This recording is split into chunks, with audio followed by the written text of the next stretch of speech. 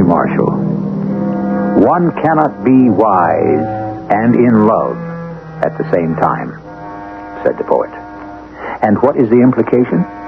That love, obviously, is a pastime and an occupation for fools. Poets in general seem to have had a sorry time of it with love, when you consider most of their verses on the subject. And yet, there would seem to be a melancholy strain of truth in their singing. After all, how many deliriously happy lovers do you know? Lizzy, you have to give him up. I can't. But he's a liar. Yes? A thief. Probably. He'll betray you. Most likely. He could even kill you. It doesn't matter. How can you say it doesn't matter? Because I love him.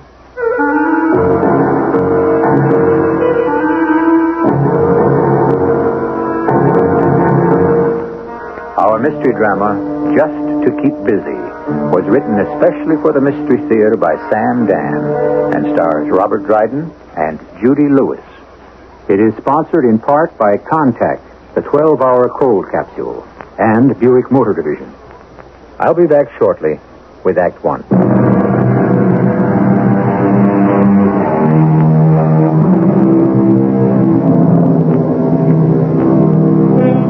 A hunter went walking in the fields with his gun one morning, and he saw a seagull. Having nothing better to do, he shot her. The line is from a play by Anton Chekhov, and it gives one pause. How true it is that so much of the harm that is done in this world does not result from an evil motive or a bad intention, but just out of sheer boredom, or, as the dramatist said, for lack of anything better to do. I'll buy that, Mr. Marshall. It's the story of my friend Woodrow Wallace, or Woody, as everyone calls him. Whenever you ask him why he's doing whatever it is he happens to be doing at the moment, why, Woody just gives you that, yes, I suppose I have to say it, that radiant smile of his, and replies, "Oh, just to keep busy." Just to keep busy. Well, this particular day dawned uneventfully enough. The morning was filled with routine chores when... Mr. Gilmore, Mr. Woodrow Wallace is here to see you. He doesn't have an appointment. It's all right. He doesn't need one. Yes, Mr. Gilmore. Woody Wallace, just what I need to make the day. Franklin! As long as you're here, come on in, sit down. What kind of a welcome is that? A worn-out welcome. And I've come here to make you rich. Sure? Hey, now, where's that old spirit, that old get up and go? You know, I don't even know why I bother with you. Woody, I have just this moment come to a conclusion. And what is it? I'm finished with you. Now, you don't mean that. But I do. How can you mean a thing like that? Woody, it happens to all of us. We realize it's time to put away the toys of childhood and assume the attitude of maturity. Oh, now, that sounds deep, old pal. Woody, you and I, we've outgrown each other. Just what does that mean? When we met, we were children. What have you been smoking, old buddy? We met over in Vietnam. We were both 21 on the same day. Don't you remember? We celebrated our birthday in a foxhole. We were still children. We were soldiers.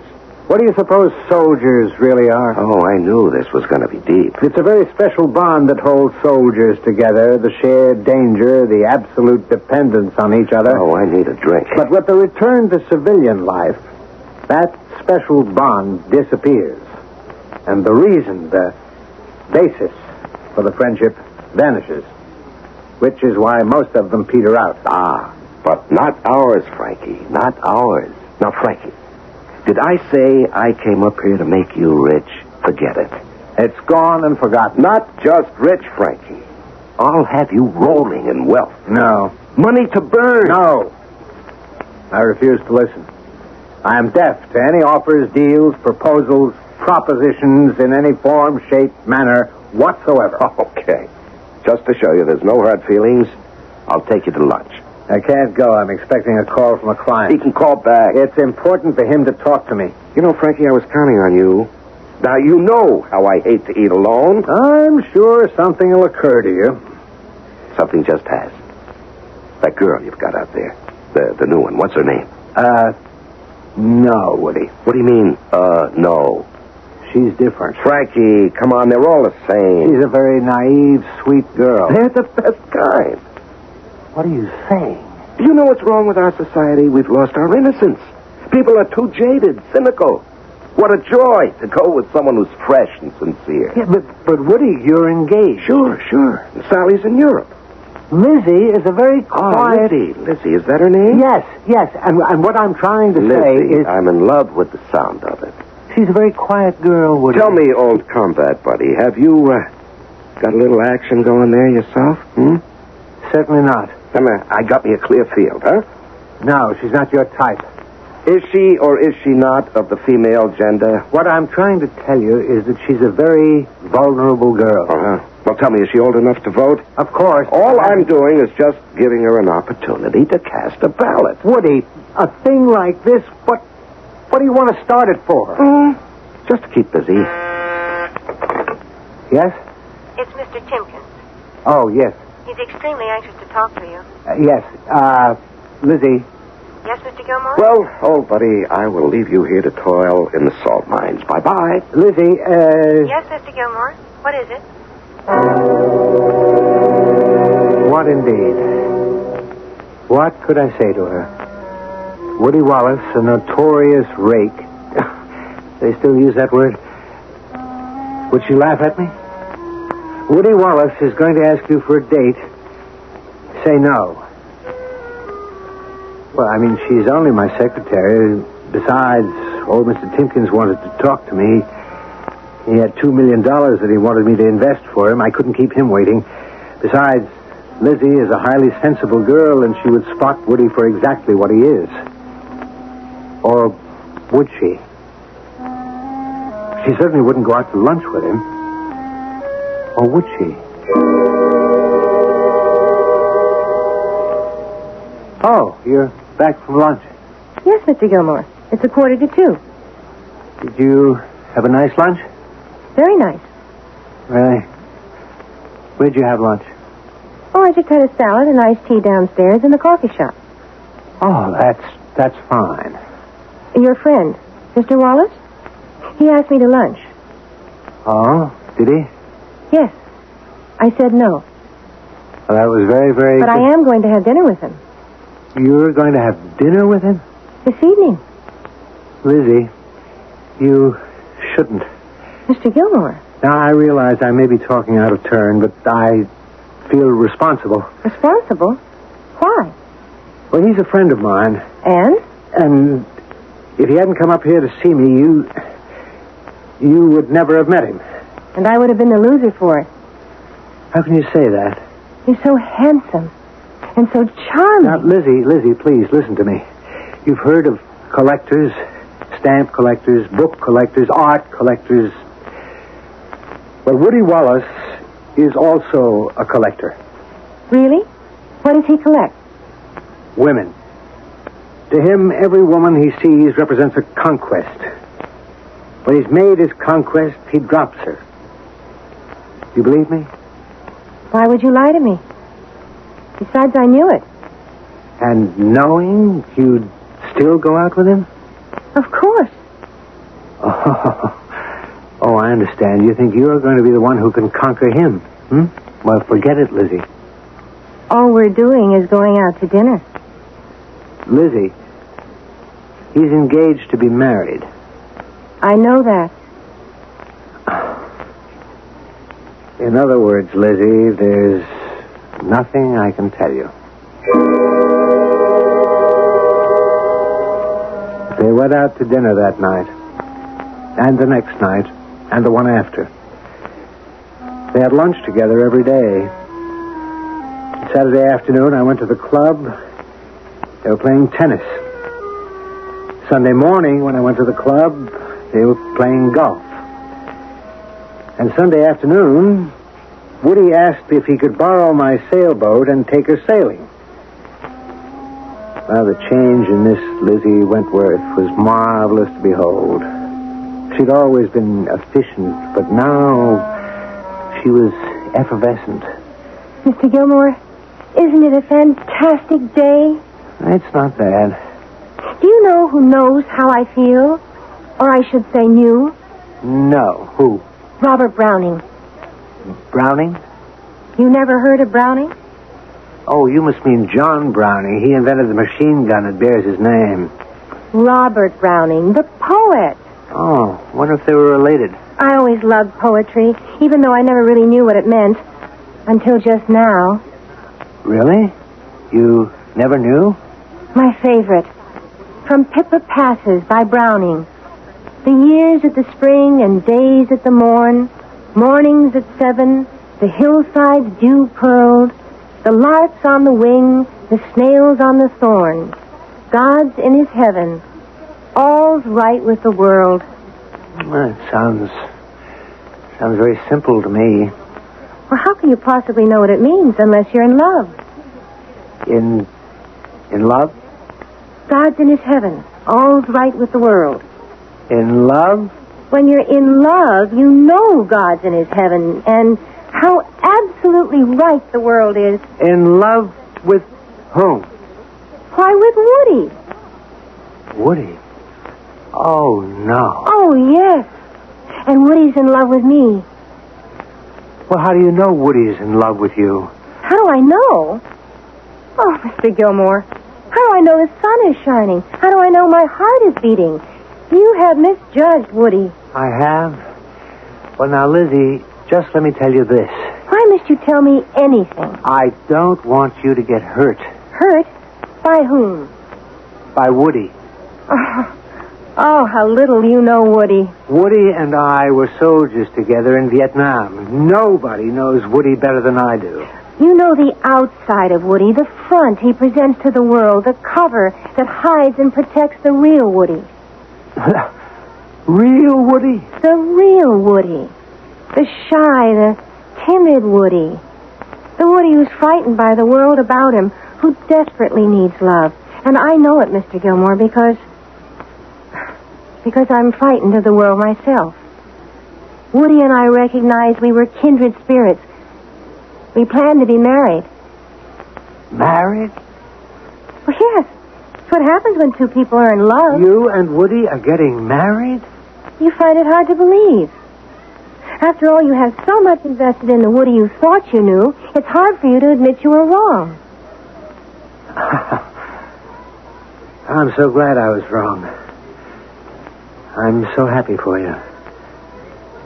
Could I ask you a favor? I don't have any family. Would you give the bride away? Lizzy, I would consider that an honor and a privilege. Oh, Mr. Gilmore, I'm so happy.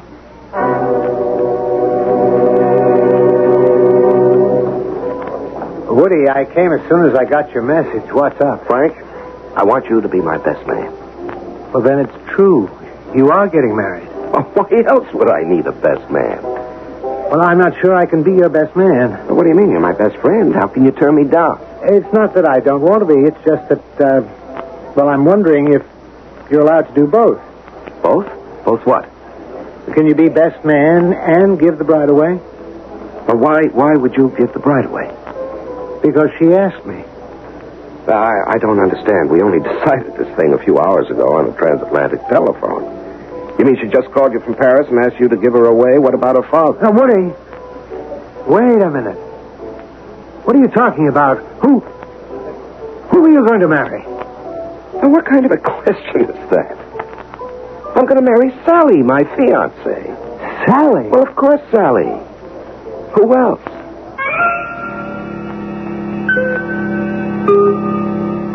Who else? Didn't he promise to marry Lizzy? Well, wait a minute. In the interests of strict accuracy, we did not hear him promise with our own ears. We heard Lizzy say something about the two of them planning it. Or maybe Lizzy heard what she wanted to hear. Well, we'll all hear more about this thing in Act 2. And for those of you who are waiting for someone to get killed, stick around. You know how quickly the game of love can become the game of death.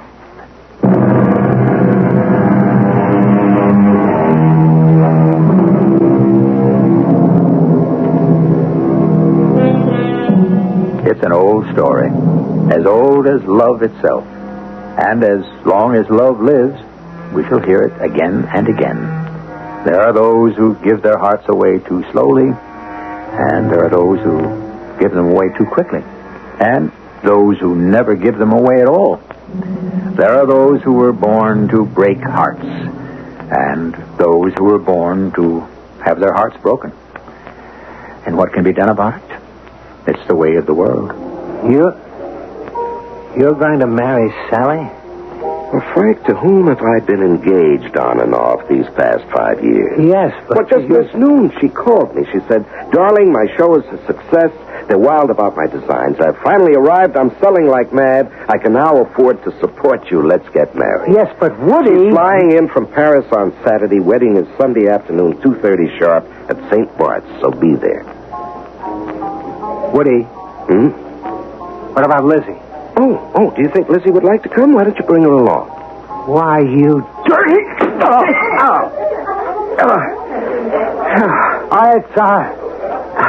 It's quite all right, ladies and gentlemen.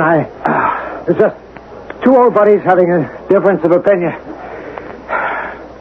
Okay, Woody. If you want to take a sock with me, let's go outside. Now, what got into you, Frank? Of all the cold, callous, insensitive things to say, invite her to the wedding. I know you don't have any morals, but can't you at least have some taste? Now, what are you getting all worked up about? Do you know what you did to Lizzy? Oh, it's Lizzy. Well, let me set you straight, Frank. You're going to set me straight? You don't live in the real world. I don't live in your world, that's for sure. There is only one world, Frank. And you've been fighting it all your life. It's the world of take what you want. It's the world of, how else can you say it? The world of eat, drink, and be merry because tomorrow... But there is no tomorrow. And once you're gone, who knows? Who cares? What will it have mattered? I think it will have mattered. Frankie, it doesn't mean a thing. The rain, it falls on the just and the unjust alike. What does it have to do with the fact that you broke an innocent girl's heart? Innocent? Come on, Frank. What are you going to tell her? What do I have to tell her? That you're going to marry Sally Schaefer? She'll read about it in the paper, won't she? Mr. Gilmore, the Timkins file is up to date, and I finished all your letters. I have one or two little things to do, but I won't take a lunch hour. Why? What's up? Woody told me. Woody told you what? He told me you were lending him the boat, and it's going to be a great afternoon for sailing. Sailing? Yes, I thought if I could leave here at 2, we could make the tide at 3 o'clock. You're going sailing with Woody this afternoon? Well, I wouldn't ask for the time off if I didn't have all the work under control. But how can you go sailing with Woody this afternoon? Well, I know most people go on Saturday, but Woody says he has something else that he has to do tomorrow. That's what he told you? He has something else to do tomorrow? Yes. He said he had something to take care of this weekend, and so is it all right for me to take the afternoon off? No. No, it is not all right for you to take the afternoon off. But, Mr. Gilmore, I very rarely ask for anything. Oh, who cares? What's it to me what you do? You want to ruin your life? Go right ahead. But don't say that I didn't warn you. Well, I appreciate your efforts to shield me from the sad, bad, wicked world, but I'm your secretary, not your daughter. Excuse me, I should have said sister. That's better. You have an idea in your head about Woody Wallace. Well, you're wrong. I told you Woody and I were getting married. May I ask when? When? Well, if I'm to give the bride away, I want to put this on my calendar. When are you and Woody getting married? Soon. Soon. I see. Look, I have to make a call on my private line. I don't want to be disturbed. Yes, Mr. Gilmore. What kind of alleged human being are you, anyhow? Oh, I know who this is. You're taking her sailing. Of course, sailing. And then dinner and dancing at the club. And she doesn't know what's happening on the weekend? Now, why should she know? It would spoil her evening. And you're not going to tell her? Well, that would spoil mine. I'll tell her. You would do that to a pal? I never want to speak to you again. You know, you've been saying that every day for 10 years, but we're still buddies. We always will be. Now, let me give you a true buddy's advice. I don't want to hear another word out of you. You tell her. You know what'll happen? She'll blame you. Me? You know what they used to do with the messenger that brought the bad news in the olden days? They'd cut off his head. You know why? Because it was his fault. So go ahead, tell her. She'll hate you for the rest of her life. You're the most unscrupulous, contemptible... Go on, lay it on. I love it. Woody, I was the one who brought you into the club. For which I thank you from the bottom of my heart. It's a very conservative place, and you've been bringing Lizzy there constantly. Why not? Well, everybody's gotten to know her and like her, and they think that you two are going to be married. Well, I can't be held for what other people think. But if the two of you show up there tonight, two starry-eyed lovers on what amounts to the eve of your marriage to Sally, what'll people think of you? Frank, I've never been concerned with what people think of me.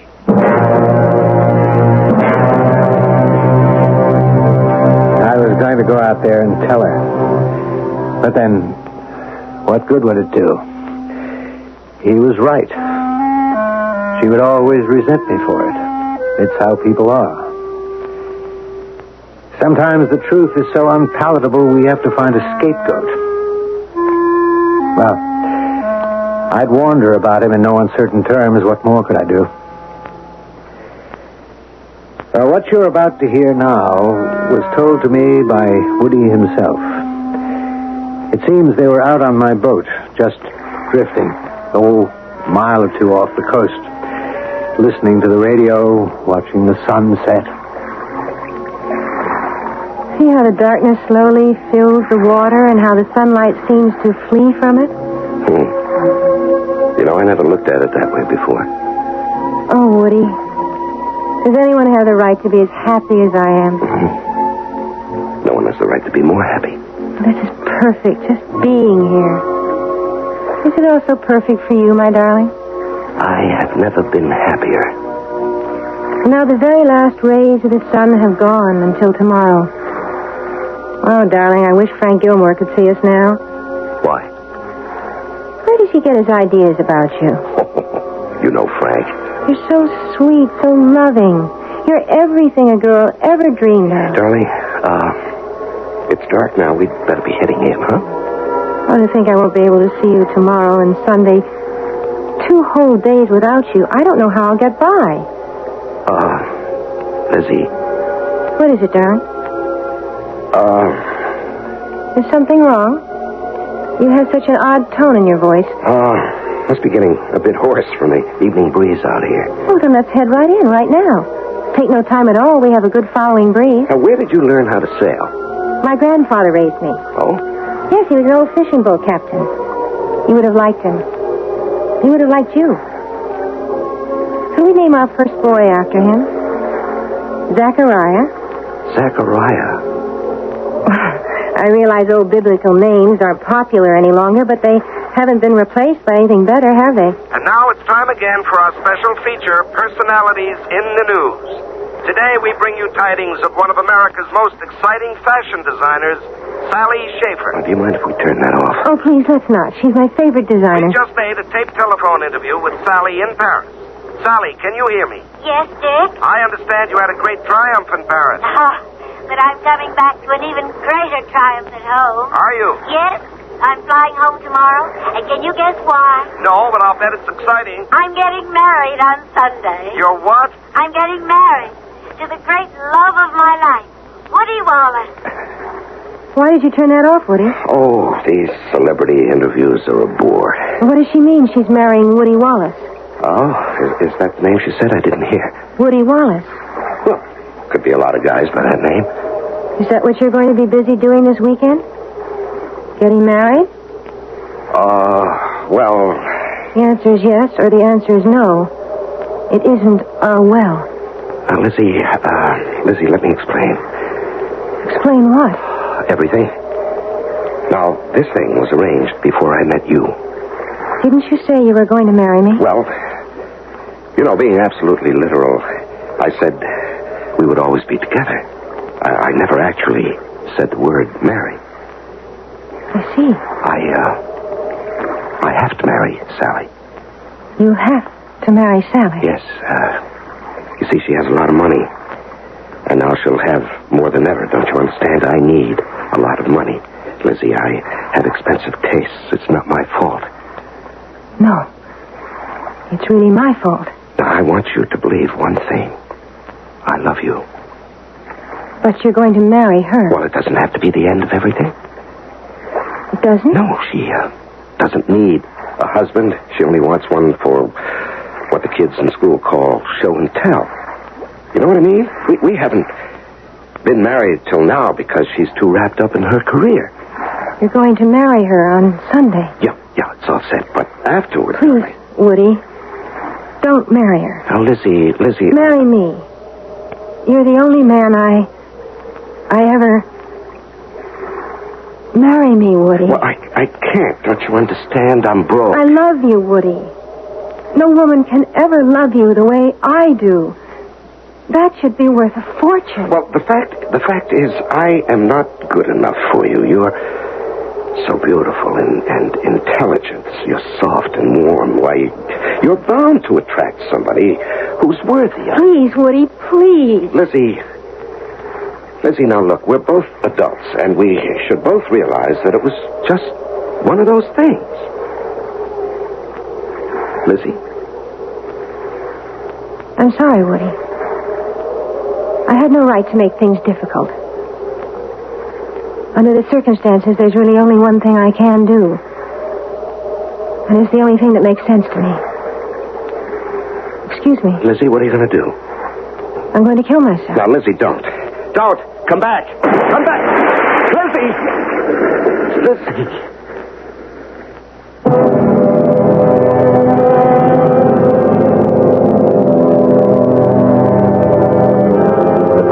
Dark waters of the Atlantic Ocean close over Lizzy Wentworth. Desperately, Woody Wallace tries to bring the sailboat about in the freshening breeze, and he peers into the blackness of the night. How can he find her? What can he do? Well, what you can do is just try to relax and wait patiently for Act 3.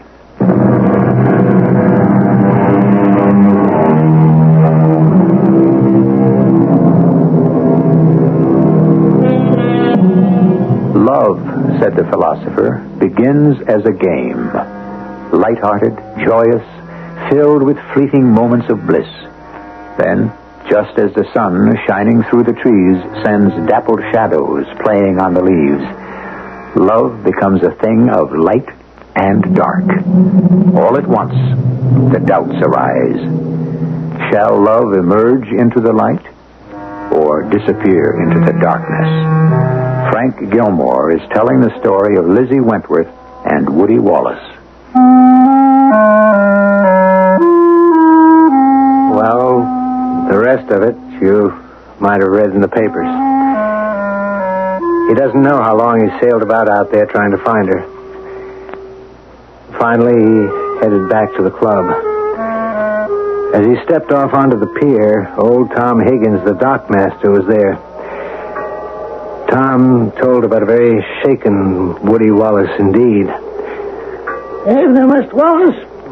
Where's Miss Wentworth? Miss Wentworth,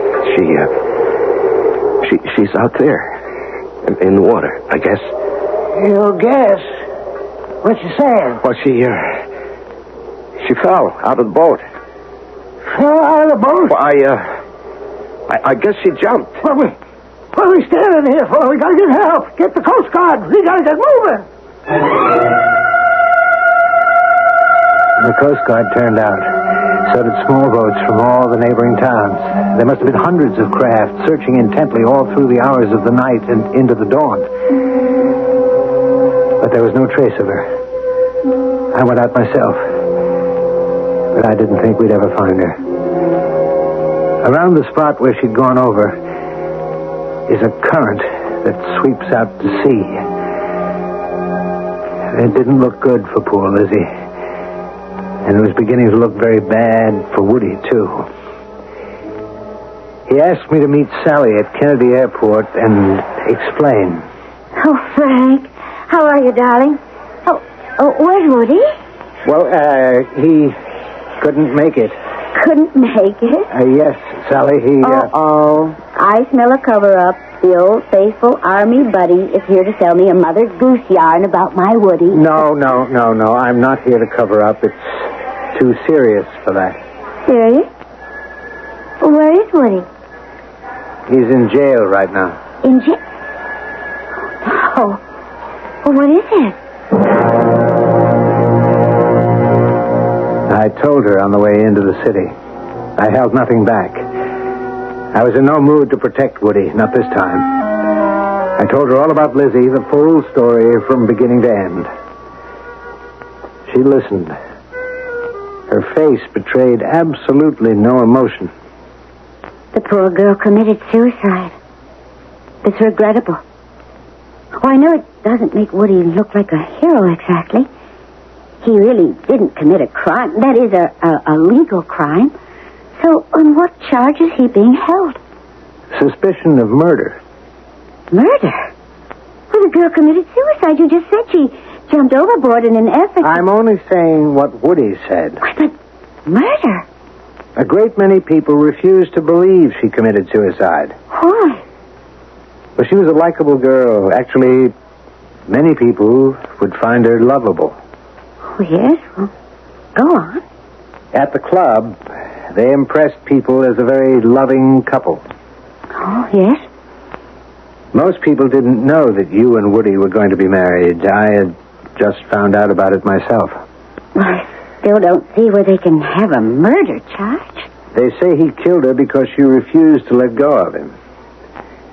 She might have threatened to expose their affair to you and break up the marriage. But all this is supposition. Of course. But his reputation is against him. She was a lovely girl. Everybody thought she was too good for him. Everybody wants to believe he murdered her. Oh, but that's not justice. Woody couldn't kill anyone. They're obviously trying to railroad him. No, I don't think so. These people sincerely believe he's guilty. And many of them are powerful people, influential politically. And then we have Minerva Lewis. Who is she? Our brand new district attorney. First woman to hold the job. She thinks she can make this case go. I'll stand by him, Frank. What's true, without any doubt, is the affair between Lizzy and Woody. Well, that part of it is my problem. But I will stand by him now. They're going to claim that I killed her because she would tell you about our affair. No. You're admitting to me that you did have an affair. Sally, I'm sorry. It's just... Just what? Well, it's just that when you're not around, I get lonely. You see, I'm at loose ends. I just can't help it. It didn't mean a thing, but if you would do this thing for me... Yes? What thing? Say that you knew about it. Say that you knew I was having an affair. I didn't know you were having an affair. That would be perjury. But you knew that I was having an affair with someone. I did? Yes. In your heart, you knew there would be someone else for me until you got back. That would not be perjury, Sally. And it would get me off the hook. You want me to say, in a court of law, under oath, that I know the man I intend to marry has affairs with other women as a regular thing when I'm not around? Well, yes. Yes, that's what it comes to. She looked at him very closely, and I think she saw him for the first time. Not as a charming, exciting rogue, but as someone who would bring her nothing but misery and heartache. What did she need him for?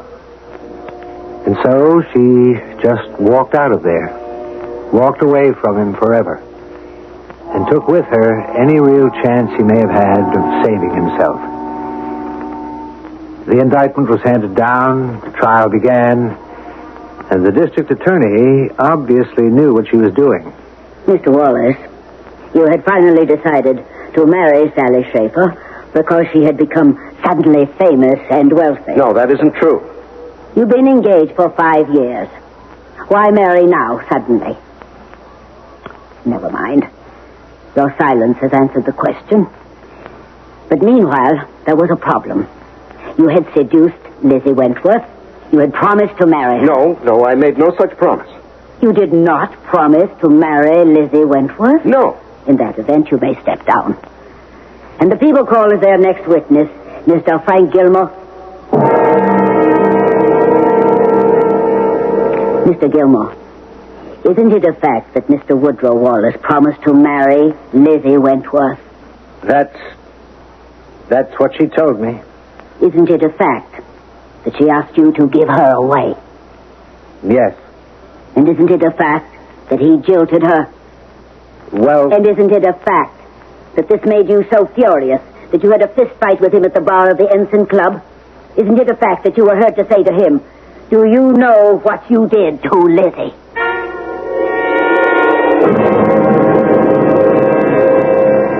She was driving it home for all it was worth.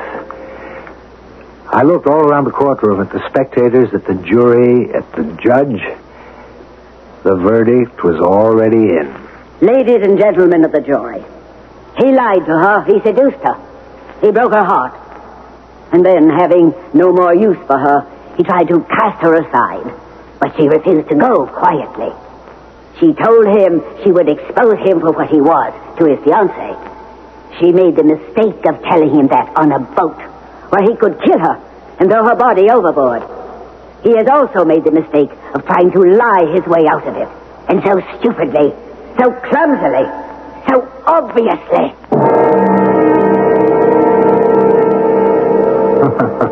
Ironic, isn't it? That someone like Woody should be brought down by a woman. The jury stayed out for 2 hours. I think they did it so they could have lunch.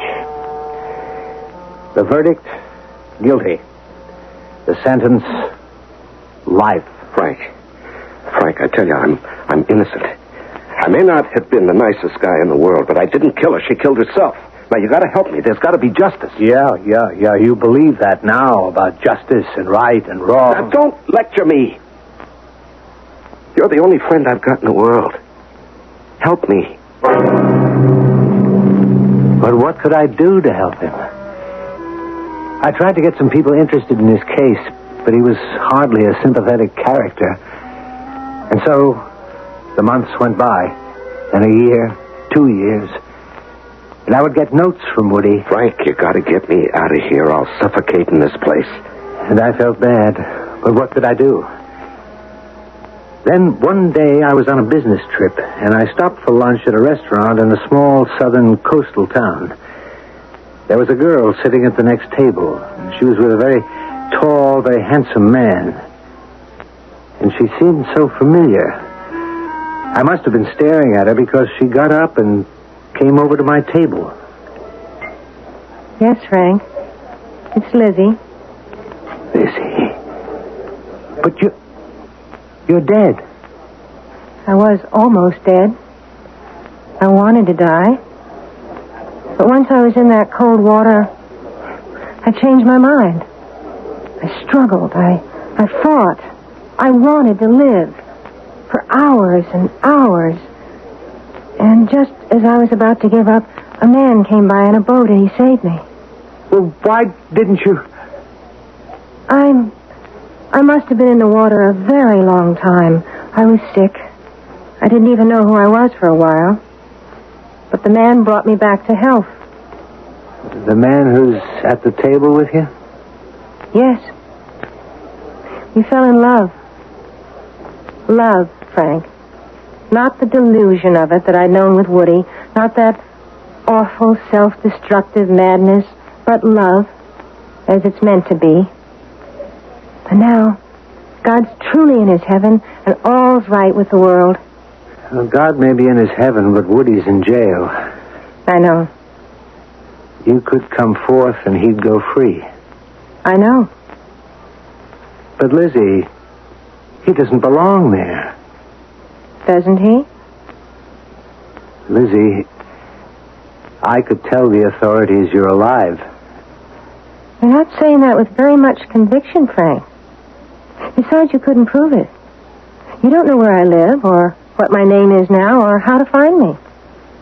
Do you want to punish him? Someone has to. If he were at large, there would be other Lizzys. Not all of them would be as lucky as I am.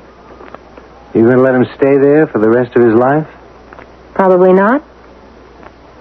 How long will you keep him in prison? Oh, I'll think about it.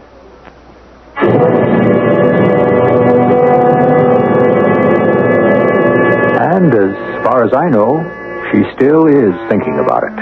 Now, you may say it's wrong for any person to use the criminal justice system for his or her own private ends.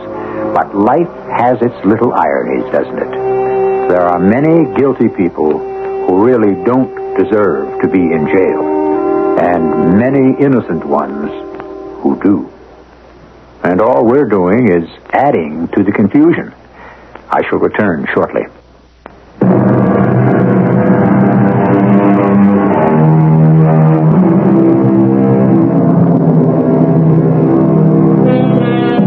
Just to keep busy. It used to be that keeping busy was never a problem. People worked at back-breaking, spirit-crushing labor from dawn to dark. Time never hung heavily on the hands. There were those who said that if people were freed from constant toil and were given leisure, they would become philosophers and poets. Why hasn't it worked out that way? Well, you can spend some of your leisure time profitably with us. Our cast included Robert Dryden, Judy Lewis, Larry Haynes, and Evie Juster. The entire production was under the direction of Hyman Brown. This is E.G. Marshall inviting you to return to our Mystery Theater for another adventure in the macabre. Until next time, pleasant dreams.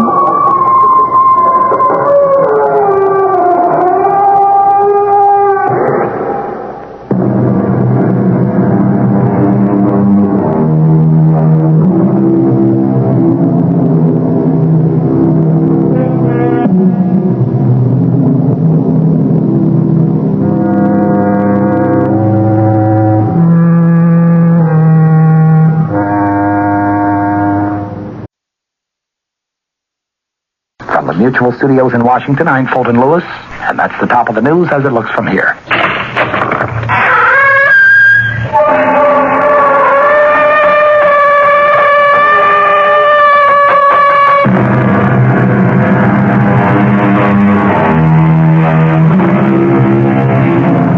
Come in.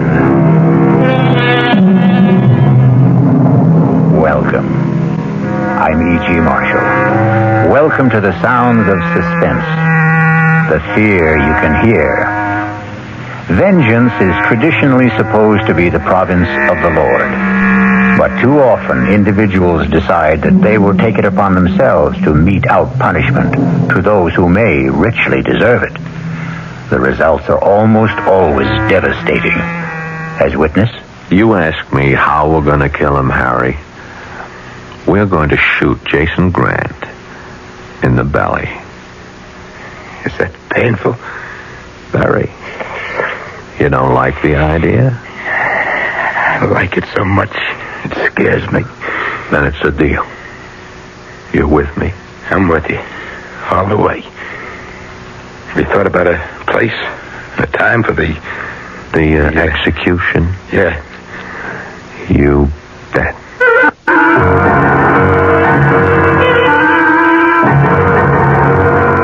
Our mystery drama, Dead for a Dollar, was written especially for the Mystery Theater by Murray Burnett and stars Paul Hecht. It is sponsored in part by Anheuser-Busch Incorporated, brewers of Budweiser, and by the Kellogg Company, makers of Kellogg's Special K cereal.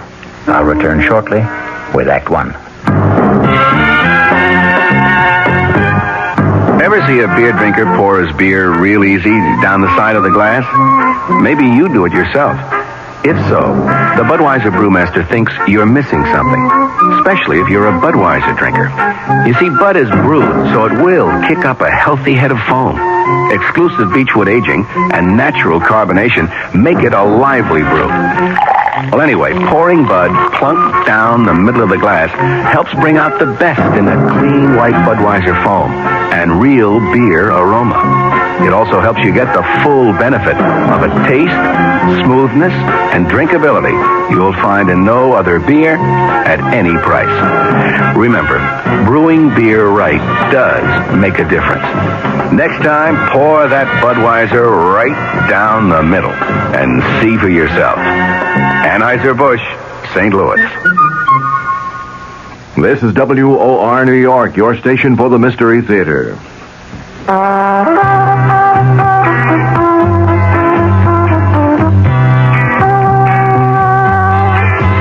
No matter what you're saving for, that's what Suburban Savings for Suburban.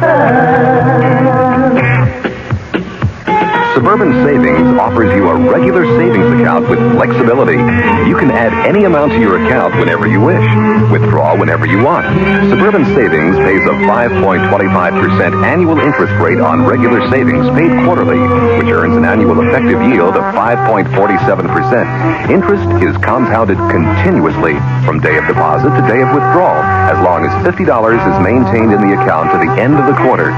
Come into Suburban Savings and open an account with flexibility. Our regular savings account in New Jersey at Bayonne, Edgewater, Elmwood Park, Emerson, Hackettstown, Morris Plains, Nutley, Paramus, and Sparta.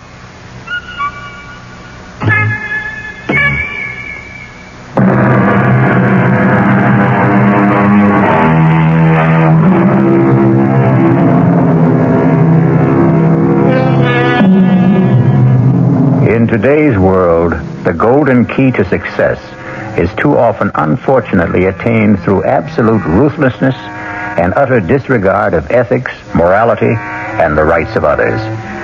Jason Grant was a symbol of such success. A multimillionaire and a power in the world of international finance. Grant sat on a golden throne built on the ruin of many lives and many hopes. Along with his millions, Jason Grant had earned the hatred of more people than he bothered to remember.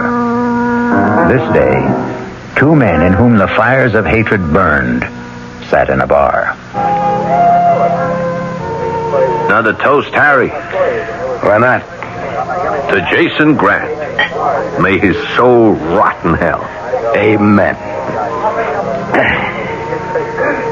How long has it been, Harry? How long has what been? How long have we been meeting in this bar and drinking the same stupid toast? Let's see. Denise divorced me in 69. I ran into you here about a year later, so I'd say 2 years, give or take a couple of months. What do you think Jason would say if he heard us? I'll follow you, Went. Here we are, two men acting like a couple of sniveling school kids. Now, what do you suggest we do? Kill him. Just like that. Kill him as slowly and as painfully as possible. I want to hear Jason Grant screaming and begging for mercy, just like my brother screamed when Jason left him to bleed to death on the road to Busan while he bugged out to save his own skin. Yeah, I would be sure and get caught. So what? So what? Yeah, so what? We'll just tell our story to a jury. We can... That still doesn't give us the right to kill. Look, does Jason Grant deserve to die for what he did to you? It wasn't only breaking up your marriage. You and Jason were partners. And he not only stole Denise, but the business you built up for 11 years. I know what he did. So what did you do about it? Win, get off my back. You're so dead set on killing him. Why don't you go ahead and do it? Because I need you, Harry. For what? Look, Harry, I'm willing to go to prison. But I don't see any sense in walking in if there's a way of staying out. How am I going along with you? Help keep you out of jail. We'll give each other an alibi. We'll swear we were together when Grant is killed. You thought about how we'd do it? I have. You see this? Hey, put that away. You're so uptight. It's a gun I picked up in Korea. I figured I might have a use for it someday, so I kept it in good condition. Put it away. Harry, you asked me how we were going to do it. We're going to shoot him in the belly. That's painful. Very. You don't like the idea? I like it so much. It hurts. Then it's a deal. You're with me? I'm with you. All the way. We thought about a place and a time for the execution? Yeah. You bet. But, Harry, I need you to check some facts for me. I can. Now, you once told me that Jason worked late every Monday night. That's right. He still does it? I'm not sure, but I guess he does. That's when we're going to do it. Late on a Monday night. He'll be alone. I'll walk in, shoot him, and walk out. Oh, I thought you really had something worked out. You can't go into the building at night without signing in and signing out. Who said anything about getting in at night? You just listen. I walk into the building about 5 o'clock carrying one of those 2 boxes a telephone repairman has. Yeah? There won't be any tools in it, just work clothes. I'll hang around till about 8 or 9 when I'm sure Jason will be alone. They're cleaning women. Sure. By that time, I'll have changed clothes. All you have to do is look like you're working or going somewhere to do something. They won't bother you. How will you get out? After I leave him bleeding the way he left Mike in Korea. Just walk out the door. Take the elevator. And walk by the night guard. It might. It just might work. It will work. And all you have to do is say that we had dinner together at your place. No. No! I thought you... I said I was with you all the way. That means I could also pull a trigger. We'll toss a coin to see who does the killing. The alibi will work just as well at your place. You know how to use a gun? What's to know? Hey, what about the sound of the shots? No sweat. I got a silencer. Okay, let's toss. You're sure? Dead sure.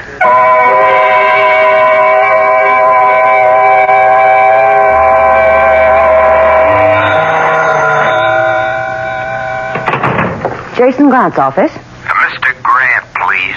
May I ask who's calling? Tell him it's an old friend. But I'm afraid that isn't... Tell him it's his former partner, Harry Tolan. Hold on a moment, please. Yes. Harry Tolan. Harry Tolan? Somebody's putting you on, Kay.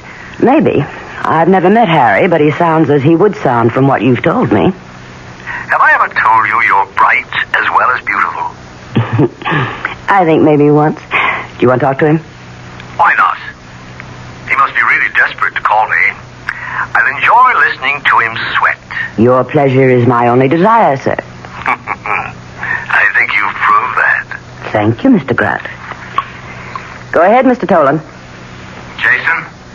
Yes, Harry. What can I do for you? You might ask what I can do for you this time, Jason.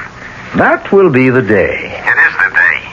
I strongly suggest that you see me. You never strongly suggested anything.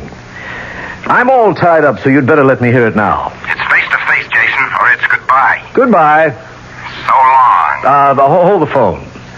Do you have a number where I can reach you if I get a break in my schedule? I do indeed, Jason.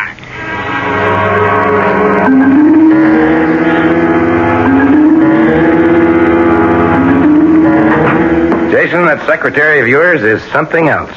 Well, you of all people, Harry, ought to know that I have very good taste in women. Yes, I know. What have you got in that toolbox? Don't tell me you're now a mechanic. All in good time, Jason. You had something to tell me. Yes. Well, I don't have much time. You know the saying, if you can't lick 'em, join 'em? Come on. I've decided to join you, Jason, to do business your way. You wouldn't know how.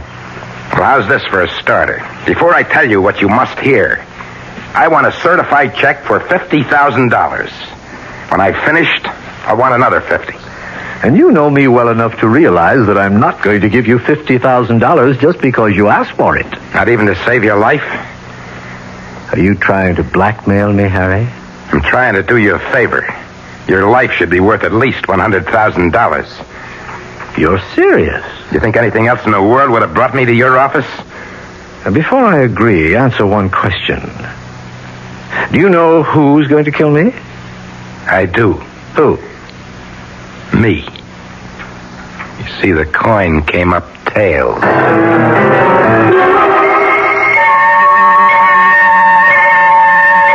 The check will be here any minute. I suppose you start telling me about it. Suppose we wait for the check.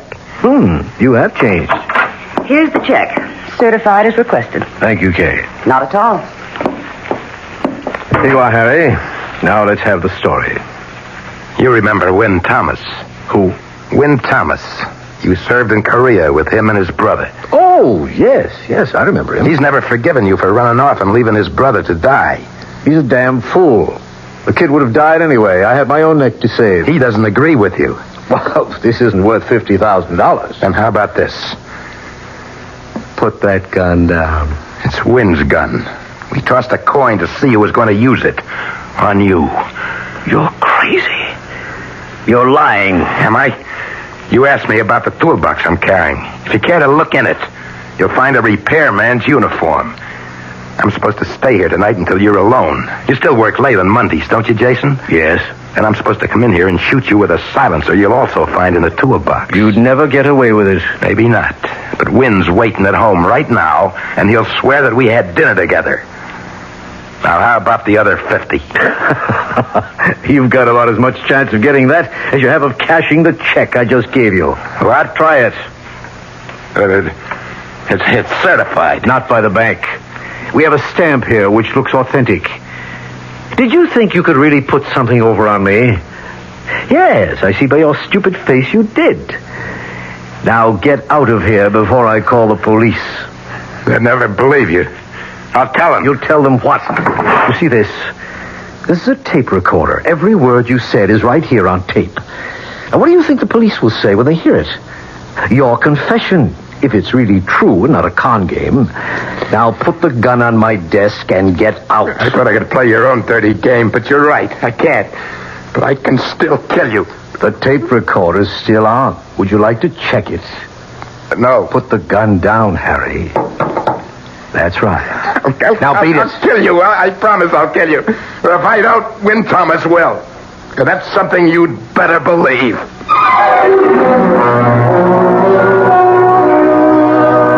A murder has not been committed. Jason Grant, as you heard, is an expert at riding roughshod over people. Believe me when I tell you that he was certain he had nothing to fear from Harry Tolan, nor was he too much concerned with Win Thomas. We'll learn whether Jason judged his men correctly when I return shortly with Act 2. Hi, son. Hi, Mom. Hi, Dad. Hi, Junior. Kellogg's Special K presents Junior Gives Up. Junior, why aren't you eating your Special K? It's your favorite cereal. Oh, just 'cause. Just 'cause why, honey? Just 'cause Darla said some evil things about it. That's just 'cause why. Hi, Mom. Hi, Dad. Hi, Darla. Hi, sis. Hi, Junior. Darla, what did you tell Junior about his Special K? Daddy, all I told him was that Special K is good for us. Yeah, and anything that's good for me never seems to taste good. But, Junior, you already know that Special K tastes good. Who do I believe? Darla or my taste buds? What's that, son? Oh, nothing, Dad. Son, Special K is America's favorite high-protein cereal. It's got minerals, vitamins, iron, and all those good, nutritious things. But it got to be so popular over the years because it tastes good, too. You mean it's good for me and tastes good, too. Right, son. Right, Dad. Right, Junior. Right, indeed. Start your balanced breakfast with Kellogg's Special K. It's nutritious and delicious. Right, Dad. This is WOR New York, your station for the Mystery Theater. Now, ShopRite does the can sell in ShopRite brand of vegetables and cans. For quality that you can trust, for tasty corn, asparagus, for peas and beans, and gourmet scenes, for beef that beat all other treats. The only vegetables that can compare at all with ShopRite brand of vegetables you feed yourself instead of thinking off our shelf. Now's the time to shop at ShopRite Can Blast. Now's the time to stock up while the values last. Stock up on ShopRite soda 10 12-ounce cans for 79 cents. Potatoes that will make the meal, and carrots that have bigger peel or succotash that makes a splash. Spinach that won't finish last. Now's the time to ask yourself, so why pay more? Now's the time to shop right now at Shoprite stores. Whee!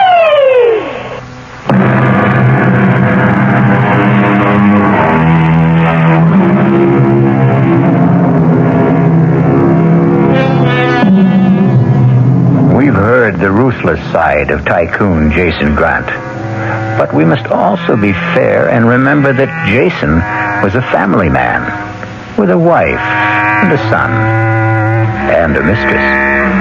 As we continue, Jason Grant is sitting in his office later that same evening, Monday night. The door to his office opens, and his beautiful secretary, Kate Woodhouse, enters. Finished working? No, but come in and close the door. It's quite a gown. Thank you, sir. And I do mean you, since you were kind enough to pay for it. My pleasure. You, had me close the door. Are you expecting someone? Just Tony. Your son? Tony, yes. Oh, then I'd better get... Hey, what's this? A gun? Harry Tolan's. He was just here. He was going to kill me. You're putting me on. No, he really was. The fool. He actually thought he could get away with a stupid ploy like that. He had a whole story that I have on tape. You ought to put that gun away. Oh, no, it amuses me to leave it there. To remind me how right I was to get rid of him years ago. I only made one mistake, and that was marrying his wife, Denise. Well, how about Tony, the son you had with her? That's to remind you that Tony is something very special to me. And that's the last time you'll ever slap me. I'm warning you. I hope this is the last time you'll need it. And maybe you need a new girl. I know exactly what I need, Kay. I need you as my wife. Well, maybe you'd better tell that to Denise, your present wife. I already have. I've told Denise I'm divorcing her. And I'm telling Tony when he comes here tonight. Well, if Tony's coming, I'd better get out of here. We'll go over it later tonight, huh? Stop talking and come here. Yes, Jason. Excuse me, I didn't... Come in, Tony. Come in. It's quite all right. It looked a little better than all right to me. That's quite a gown, Kay. Thank you. See you later, Jason. Right. The usual place? Of course. I've got to hand it to you, Dad. I've had big eyes for Kay myself, but while I was thinking, I guess you were doing. And, speaking of that, what's that gun doing on your desk? Oh, remember Harry Tolan? Wasn't he your partner years ago? And wasn't he married to Mother? Correct. The gun is his. And what's it doing here? Harry said he was going to use it to kill me. What? After all these years? Well, he wanted money. He said he'd make some kind of deal with me. I put the whole conversation on tape and kicked him out. He sounds like a fool. A good description. Now, what I wanted to tell you... If it's about the VCM steel deal, I've already taken care of it. They agreed to our terms. It's not about the VCM deal. Now, one thing you still have to learn, Tony, is to listen. Remember, people are sending up signals all the time. Now, if you can read them, you'll always be 1 or 2 steps ahead of them. What if you don't like the signals? Suppose the signal light is flashing red. What is that supposed to mean? The signal I see coming up is something about you and Kay. Right. And Mother. Right again. Well, why can't you play around with Kay? You haven't heard what I'm going to say. I don't have to. No. Oh, all right. Go ahead. I suppose you must have known that for many years the marriage between your mother and me was a matter of convenience. Look, Dad, I know how you feel about your mother, and so I wanted you to hear from me first that we've decided on a divorce. You mean you've decided on a divorce? You can put it that way if you like. But your mother will never have anything to worry about financially. Oh, and you think that'll make Mother happy? It'll make her rich. That's not what she wants. It's what I want. And that's all that matters. What do you want? What about her? I see a quarrel coming. I don't think we should talk about this anymore tonight. On that, I agree with you. Good night. Tony. Yes? Think over what I've been saying about your mother being well provided for. She'll be fine, I know. I think you'll see it my way tomorrow. And if I don't, then you'll see it my way next week.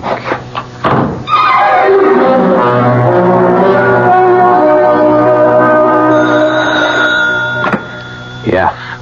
Harry, where are you? What happened? I've been worried. I blew it. You what? I blew it. You mean Jason Grant's still alive? Yeah. How? Well, it's a long story. Have you got the gun? No. Where is it? I left it in Jason's office. You better get up here right away. Okay, as soon as I can grab a cab. Now listen, if I'm not here, sit down and wait and leave the TV on, you understand? Yeah, I got you. You better repeat it, Harry. If you're not in, I'll wait and watch the TV that you've left on. Right, and make sure you know what the show's about. Yeah, but when? Never mind. Get the cab. Goodbye.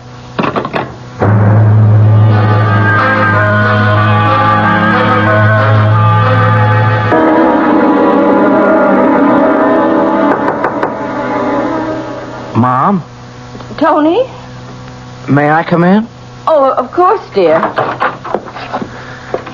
Mom? I thought you were going to be at the office. I was. Dad told me. Oh. I know how you feel, and I'd rather not talk about it. That's what Dad said, but somebody has to talk about it. Why? Because you don't just throw 18 years of marriage down the drain like... Oh, you'd be surprised how many people do just that. I was surprised. Honestly? Well, yes, I could see that you and Dad weren't really getting along, but I thought... And you were wrong. Do you want it? Want what? The divorce. Of course I want it. You don't think I was very happy living with your father when... When what? Oh, Tony. Now, what's happening to us? We've never been uncomfortable with one another, and now we can't seem to talk straight. I can. Well, fine. What do you want to say? I want to know whether you're really happy about it, or whether... You see, I said we couldn't. Or whether you're just saying that to make me feel better, or whether Dad forced you to say it. Oh, don't be ridiculous, Tony. How could your father force me to do anything? Oh, you know what Dad's like. Do you, Tony? Yes, I do. Please, Mom, I just want to know how you feel about this divorce. I told you, Tony.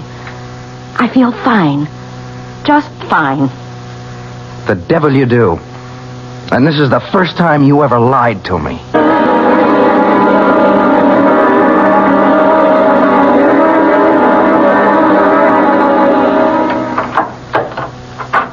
Who is it? What? Don't be a fool. Give me that gun. Give it to me. Don't. Maybe I was wrong the way I handled it. No. Please.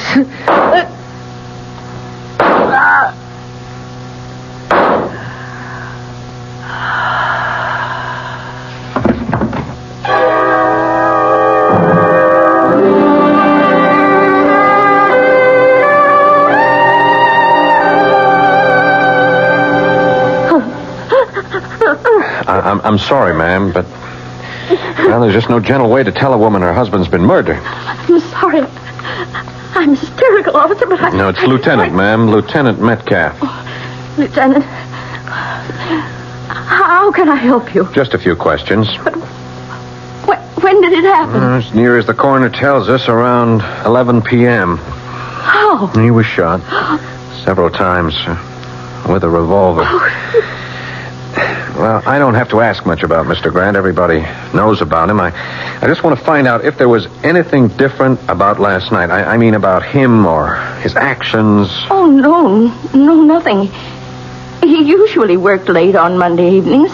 Last night was no exception. How many people knew about this Monday night habit of his? Just about everyone. It's been in the papers, and there have been magazine articles. Did he tell you about any special appointments that he might have had last night? No, he never discussed business with me, Lieutenant. You might ask his secretary. Miss Woodhouse? Yes. Yeah, that's being handled. Mrs. Grant, murder is a messy business, but I have to ask you this. How did you and Mr. Grant get along? Well, How do any married couple who've been with each other for 18 years get along? There have been rumors, and I'm sorry. Yes, we were talking about getting a divorce. Whose idea was It was mutual, Lieutenant. We'd both gotten tired of being married. I see. Is your son in? Oh, I couldn't tell you. Have you asked the servants? Well, they don't seem to know. Oh, I'm sorry, but Tony's young and, well, he comes and goes as he pleases. Where do you think it would please him to go today? If he's heard the news, I expect he'll either come home or go to the office. Thank you. You've been most cooperative. I won't bother you anymore. Hello? Mom, are you all right? Oh, Tony, where are you? At the office. I rushed over as soon as I heard. There are cops all over the place. I didn't believe... Excuse me, Mrs. Grant, is that your son? Yes, he's at the office. Who's that? Who's there? A police lieutenant. May I speak to... Well, of course. Just a minute, Tony. Mr. Grant? Yes? I'm Lieutenant Metcalf. Your mother seems to be in pretty good shape. I'm in charge of the case, and I'd like you to wait for me at your office. I'll be right down. But, Mom, I told you she's all right. We sent for a doctor, and you can go home as soon as we've talked.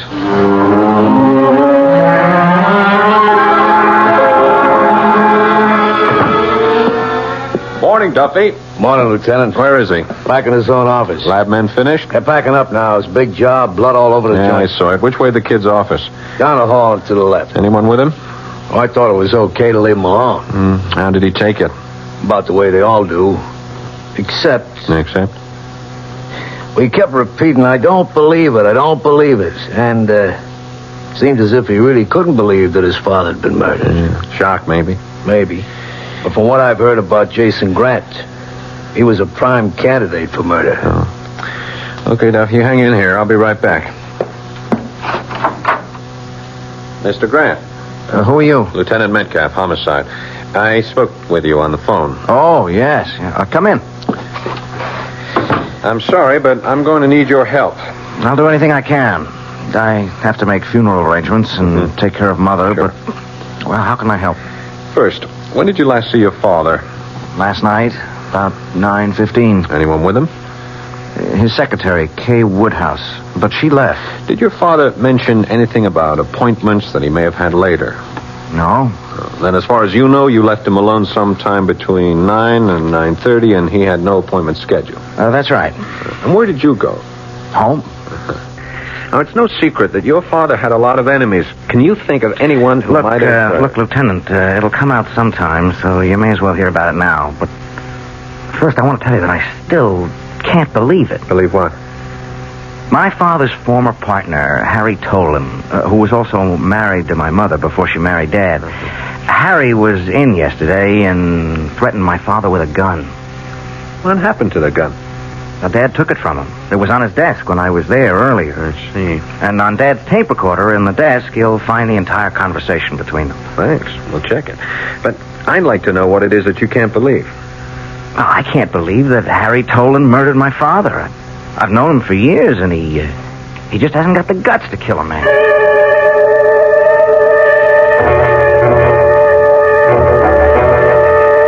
Why don't you leave me alone, Lieutenant? I never went back to his office. I didn't kill Jason, and you know it. Okay, let's go over it again, Mr. Tolan. You went to Grant's office with the gun. The gun that ballistics says killed him. I told you I left it there. You did, and we know you did. At least 2 witnesses saw it on his desk. Now, you told him about the plot you and Win Thomas had cooked up. You asked money for your information. He laughed at you. That's right. Fine. So far. And then you went over to Win Thomas's apartment to tell him what happened. And we watched TV all night. I can tell you the shows that Tolan, you're in big trouble. You're smart enough to realize that. Forget that tired old gag about telling me to plot a TV shows. I want to know if you and Thomas were there all night. I told you. Now, what did he say to you when you reached his place? Hello. And then? Then he offered me a drink, and he said something about the show that was on TV. You're a liar. You've been lying all the time. I swear You swear? You're going to swear that you hatched up a plot to kill Grant, muffed it, came back, and you and Thomas talked about what was on TV? Come on, Tolan. Get wise and get yourself some help. Okay. Win Thomas wasn't there when I got there. He'd left the TV on. When did he get back? About midnight. Just about.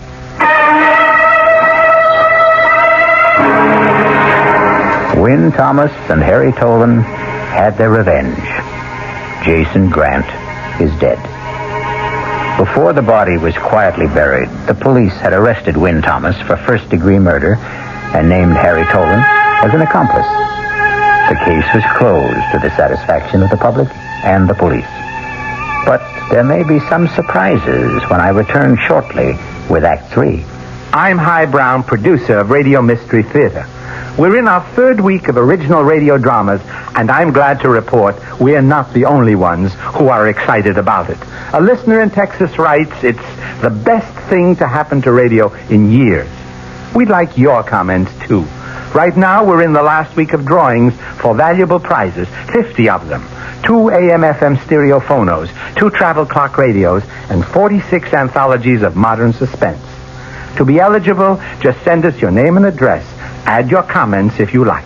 The address, Mystery Theater, Box 50, Radio City Station, New York 10019. That's Box 50, Radio City Station, New York 10019. Entries must be postmarked no later than Saturday, January 26th. Offer good everywhere unless locally prohibited. This is WOR New York, your station for the Mystery Theater. Time magazine calls it the most outspoken and honest play about homosexuality that has ever appeared on Broadway. Clive Barnes of the New York Times agrees. Kevin Sanders of ABC TV said, as brilliant and ruthless a dissection of modern marriage as I've ever seen on stage. They're all talking about Find Your Way Home, the new Broadway hit starring Jane Alexander, Lee Richardson, and the sensational new star Michael Moriarty, hailed as the most exciting new performer to hit Broadway since Marlon Brando in Streetcar. It's at the Brooks Atkinson Theater, the play of the season. It's Find Your Way Home.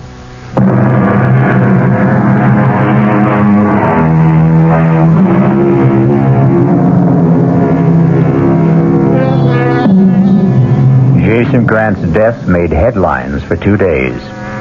His funeral made the bottom of page 1. And then Grant was just about forgotten. To Wynn Thomas and Harry Tolan charged with his murder, Grant was still an important part of their lives. He was also much in the thoughts of his widow Denise, his son Tony, and in the report of Lieutenant Metcalf. Report from Lieutenant Metcalf, Homicide, 11th Precinct, on the murder of Jason Grant, to the Office of the District Attorney. 1. An elaborate plot was hatched, then botched, and it will be our contention that Wynn Thomas went to Grant's office to finish it off. Although we can place him at the building at the time of the murder, we cannot put him inside the office. 2. We know the gun was there and the silencer. Why then did Thomas use towels from the men's room to muffle the shots? 3. Why didn't he follow his own plot and change clothes and take the toolbox with him as planned instead of leaving it for us to find? 4. If Thomas was the killer, why didn't he take the gun with him instead of leaving it for us to find? 5. Ditto the tape recording, which Tolan admits having told Thomas was made earlier that afternoon.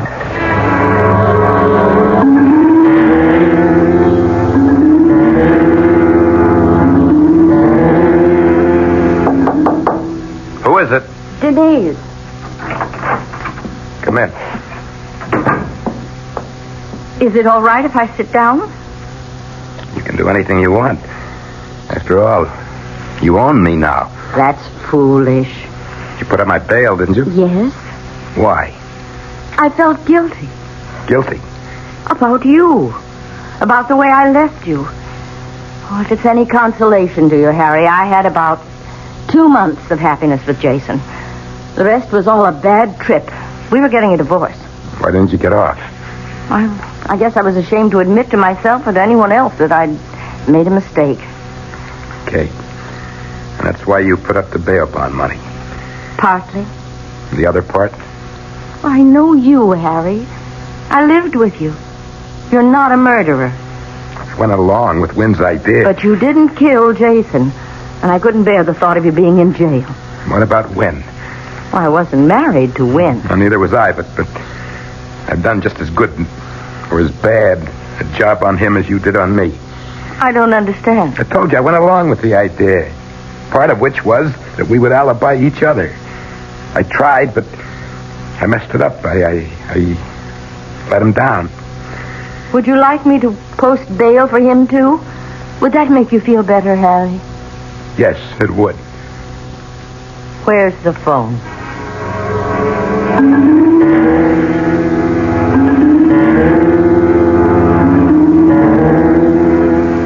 Will you have a drink, Lieutenant? No thanks.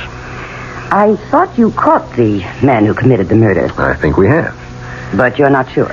Mrs. Grant told me that she and her husband were getting a divorce. Did you figure in that in any way? Well, yes, Jason and I were going to be married. Then you were on intimate terms with Jason Grant? Yes. A long time? Our relationship started about a year ago. Then you'd know all about him. No one knew all about Jason Grant. Let's not fence. The night of the murder, when did you leave? About 9 o'clock. I've already told you that. Was Grant alone? No, Tony was with him. Did he know about your friendship with his father? I think he found out that night. He saw us embracing. And what was his reaction? An honest answer? They're usually the best kind. I think it was a combination of shock and jealousy. You see, Inspector, although Tony never made a pass, I knew he was attracted to me. Did he know his father intended to marry you? Not at that time. Jason was going to tell Tony that night. And did he? I have no idea. Why don't you ask Tony? I intend to. Now, you told us that you came right home and never left the apartment. That's right. And when Grant never showed at your place, you went to sleep. Right again. Isn't that strange? I mean, you weren't concerned? You didn't know Jason, Lieutenant. He didn't like to be accountable to anyone for his actions. And really, of all the people involved, I had the most to gain from Jason alive. Dead, I get nothing. Yes, I'm aware of that. But I've talked to the garage man in your building, and he tells me that a little after midnight, you took your car out and didn't bring it back until about 2 hours later. He told you that? Uh-huh. Well, I believe all the papers said that Jason died around 11 o'clock. And if that's right, why then he's a darling for giving me a perfect alibi. Wouldn't you agree, Lieutenant?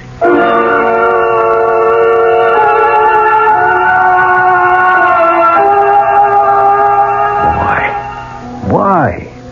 Why would she put up bail for me? Told you, Win, because I asked her to. I don't buy that. Well, you don't know her the way I do. And she doesn't know me. Nobody puts up that kind of money for a stranger, no matter what she tells you. How does she know I won't skip? She took my word for it. I don't buy that either. All that talk about how she felt she had done you wrong and the guilt she said that she was... Of course. Why didn't I think of that before? That's it. What? Guilt. That's the key word. Guilt. She feels guilty because she killed Jason. Are you crazy? I'm just getting smart. She said Jason was divorcing her.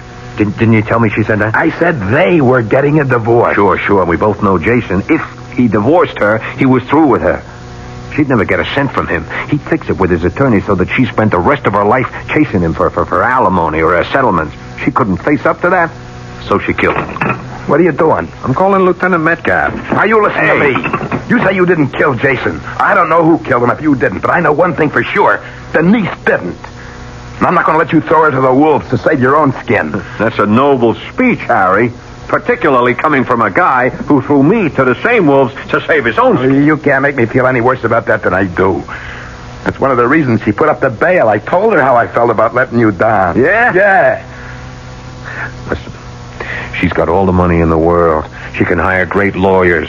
They'll be sure to get her off. We can testify about what a louse Jason was. She's still attractive. She's got everything going for her. I don't care what you say. She didn't kill him. And you're not going to let me call Lieutenant Metcalf. That's right. Sorry, Harry.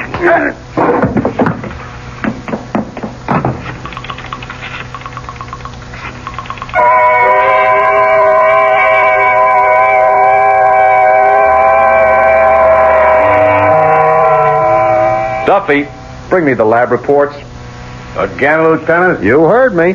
Coming up. Want some coffee with him? No, just the reports. Here they are. You know what you're looking for? Nope. The call from Wynn Thomas made a lot of sense. You think so? When she put up the bail, she had a motive. We got no one who'll swear she stayed home all that night. Yeah, we got no one who'll place her at the murder scene either. How about Wynn Thomas?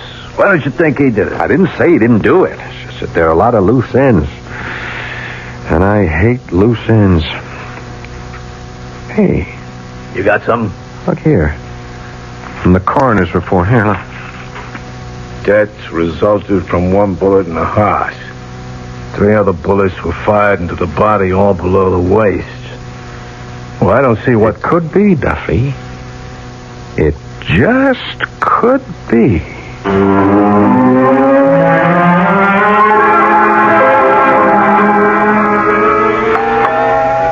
Who is that? Well, I know you think I'm a very smart girl, Tony, but I really can't see through doors. Send them away, Kay. You're uptight about being here, aren't you? Yeah, sure I am. Everybody knows about you. Oh, we're never going to have a relaxed relationship until you stop worrying about what people will think. Who is it? Lieutenant Metcalf. Don't let him in. Well, it's late, Lieutenant, and unless... I think you'd better let me in, Miss Woodhouse.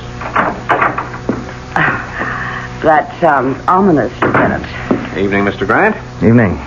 I know you better than to offer you a drink, so what can we do for you? A few answers. I'm afraid I'm all out of answers. How about you, Mr. Grant? I'll do anything to help, but we've been over everything so often. There's been a new development. Oh? Mr. Grant, did you know your mother has posted bail for Wynn Thomas as well as Harry Tolan? No, but... Can you think of any reason why your mother would do a thing like that? I haven't given it any thought. Your mother told Mr. Tolan she posted his bail because she felt badly about the way she treated him. That makes sense. She also spoke about guilt.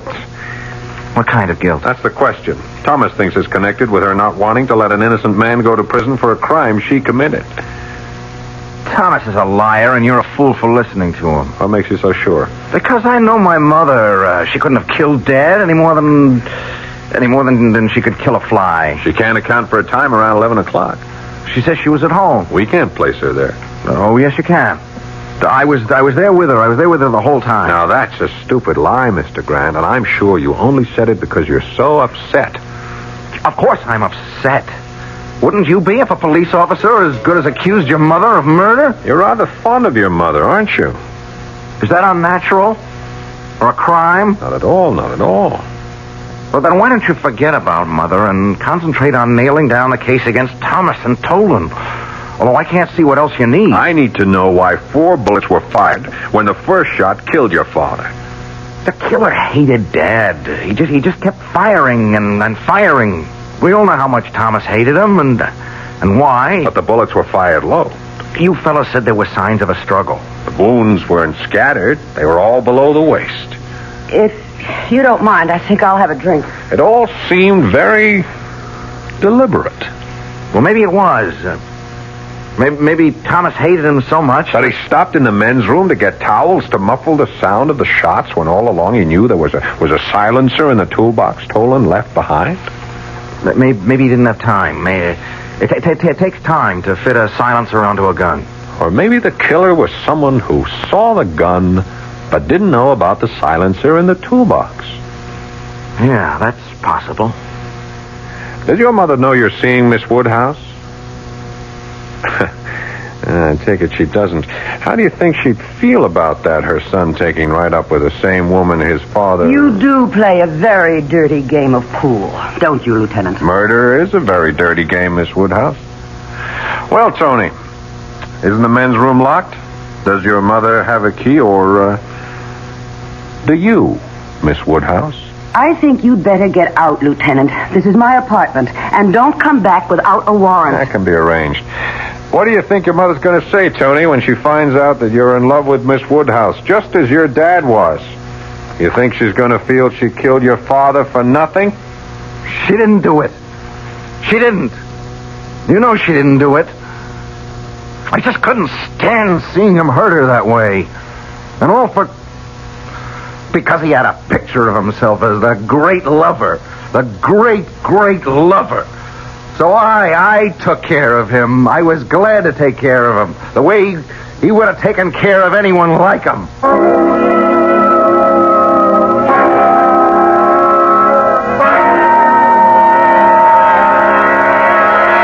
Like father, like son, Jason Grant was dead, murdered by his own son, who was driven to kill him because of his love for his mother.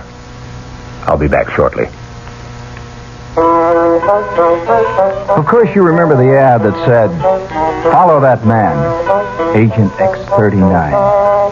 The man with a long midnight blue cape and a beautiful burgundy silk ring. Send your name and address to Box 42, Aquanamonoc, Wisconsin, Big Shot Division. Follow that man. Carry a Malacca cane with an ivory head. Small wonder I'm what I am today. Nothing. Operative X39.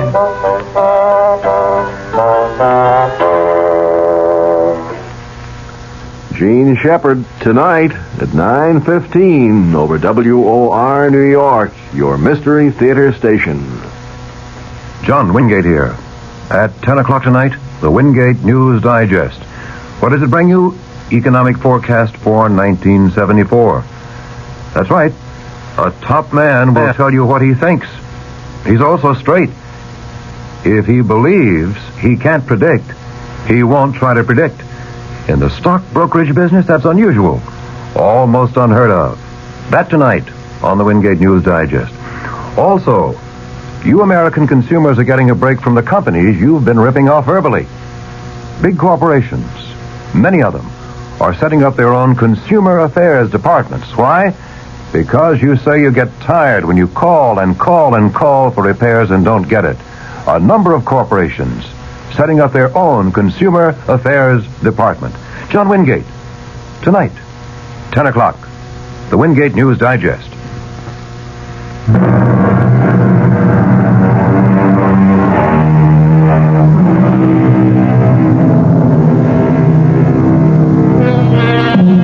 Tony Grant confessed and was sent to a mental institution.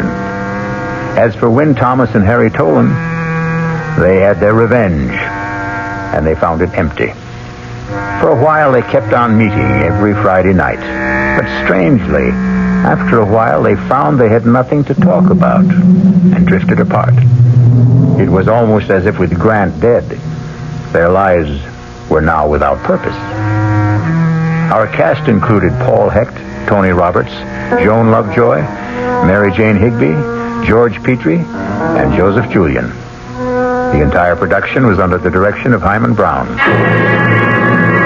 Now, a preview of our next tale. I'm just an old man. A very old man. Why?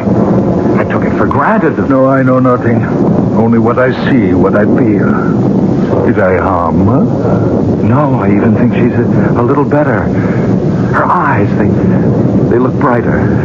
Not so full of pain. You did nothing but touch her. Stroke her a little and talk to her. Let me look at your hands. Your hands are warm. On a night like this, more than warm. Hot. Very hot, as though they were burning from inside. This is E.G. Marshall, inviting you to return to our Mystery Theater for another adventure in the macabre. Until next time, pleasant dreams.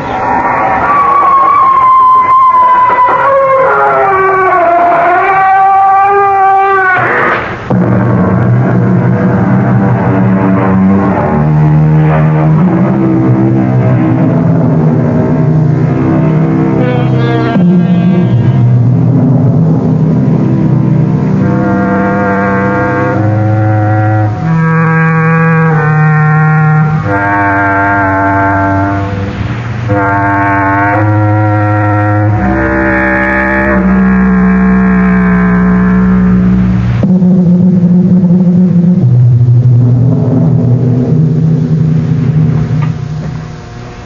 WOR Mystery Theater was brought to you by ShopRite Supermarkets, where you get a lot more for a little less, and by Suburban Savings, with offices throughout New Jersey.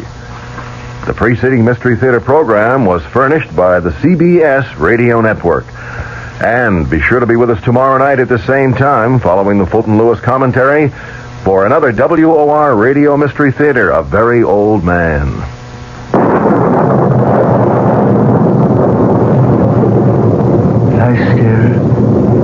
Lie still, girl. Is it very bad? I don't know. She's very dear to me. If I should lose her... She's trying to raise her head. She knows I want to help her. Do you think you can? Young man, I never said I was a doctor. But I thought... the way I'm just an old man. A very old man. A Very Old Man, starring Santos Ortega, with E.G. Marshall as your host. An elderly man with a supernatural curing power confounds his doctor son-in-law. The old man's ability to diagnose ailments and to cure them with a strange warmness in his hands. Tomorrow night on the Mystery Theater. Good evening, everybody. This is Patricia McCann. Our guest tomorrow morning has lost 81 pounds the behavior modification way. Shirley Simon joins us. The CBS Radio Mystery Theater presents...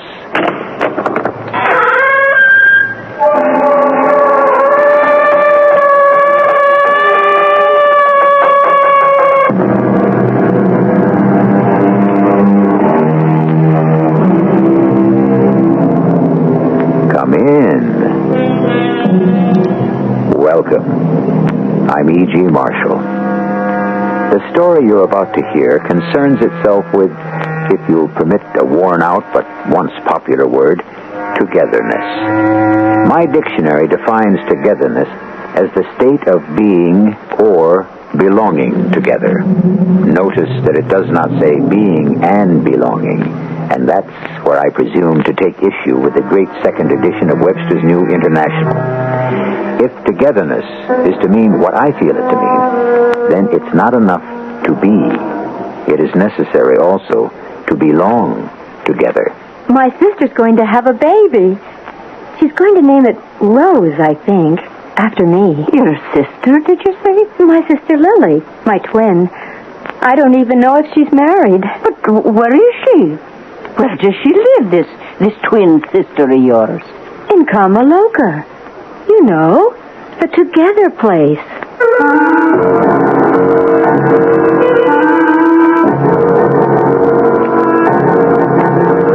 Our mystery drama, The Together Place, was written especially for the Mystery Theater by Elspeth Eric and stars Norman Rose. It is sponsored in part by Contact, the 12-hour allergy capsule, and X-Lax. I'll be back shortly with Act One.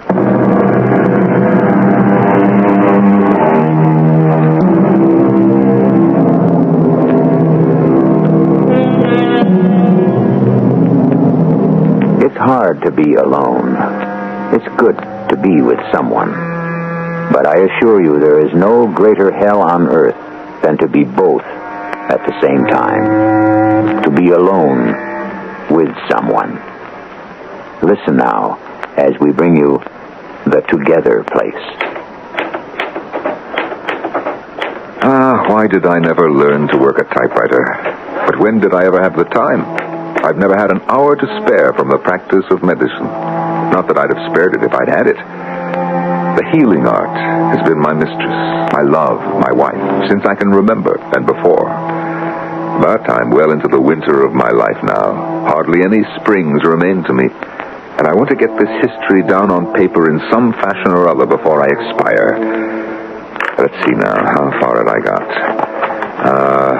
My name is Ed Leahy, and I'm the only doctor to the small town of Corbett and its environs. The nearest hospital is 50 miles to the north, and all but impossible to get to. In consequence, I've pretty much had to fend for myself and do all manner of things. Taken all in all, I haven't done too badly. Well, how does that sound, Francis? Egotistical, would you say? Well, I would, definitely. This isn't meant to be the story of Eddie Leahy, M.D. No.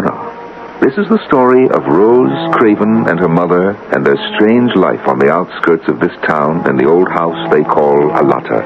And of course, in a peripheral sort of way, the story of Mary Mahaffey. Ah, you heard her name, did you, Francis? You remember Mary Mahaffey, who raised you from a pup? Of course you do. Well, the whole thing started that day when I called Mary Mahaffey on the telephone.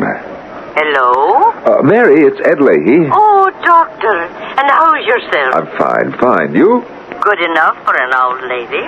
Mary, I'll tell you why I'm calling you. It's to ask a favor. It's granted. Don't be so generous till you hear what it is. Mary, I'm asking you to come out of retirement. Oh, no, wait. Oh, but I've done no nursing in a donkey's age, Doctor. Well, there wouldn't be too much in the way of nursing. Then why would you be needing me? And I can't trust these ladies to just anybody. What ladies? How many ladies? Only two. Rose Craven and her mother. Oh, sure. They live in that big old house on Vardaman Road.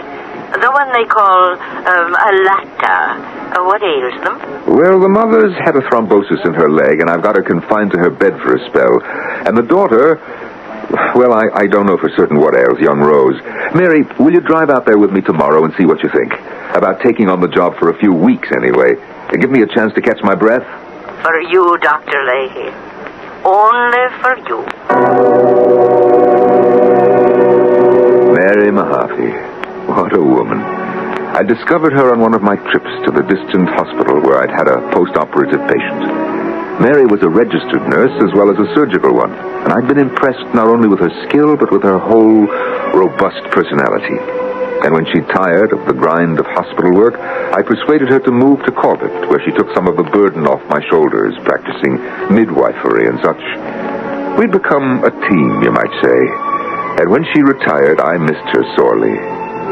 Well, that day when I drove up to her little house, there she was, Francis, standing on the porch. And so were you. Ah, there you are, Mary. All ready for you, Mr. Lee. Francis told me a minute ago to be expecting you. He knew, did he? Oh, but of course he knew. Up in, Francis. What? He's coming with us? Oh, I never go anywhere without Francis. Francis wakes me in the morning, and Francis kisses me good night. And in between, I consult with him on the great quest. Such as? Living and dying. And what does Francis have to say about living and dying? Not a thing.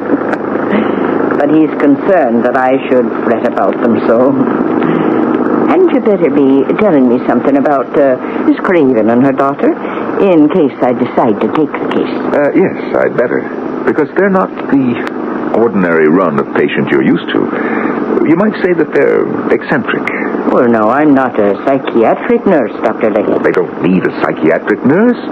They need a good, solid, down-to-earth woman with a good deal of common sense, and that is you. Well. I only said that they're eccentric, which many people think I am. Well, now, about the Cravens, mother and daughter. The mother is in her mid-40s. The daughter, Rose, in her early 20s. And they're gracious, attractive, both of them, real gentlewomen.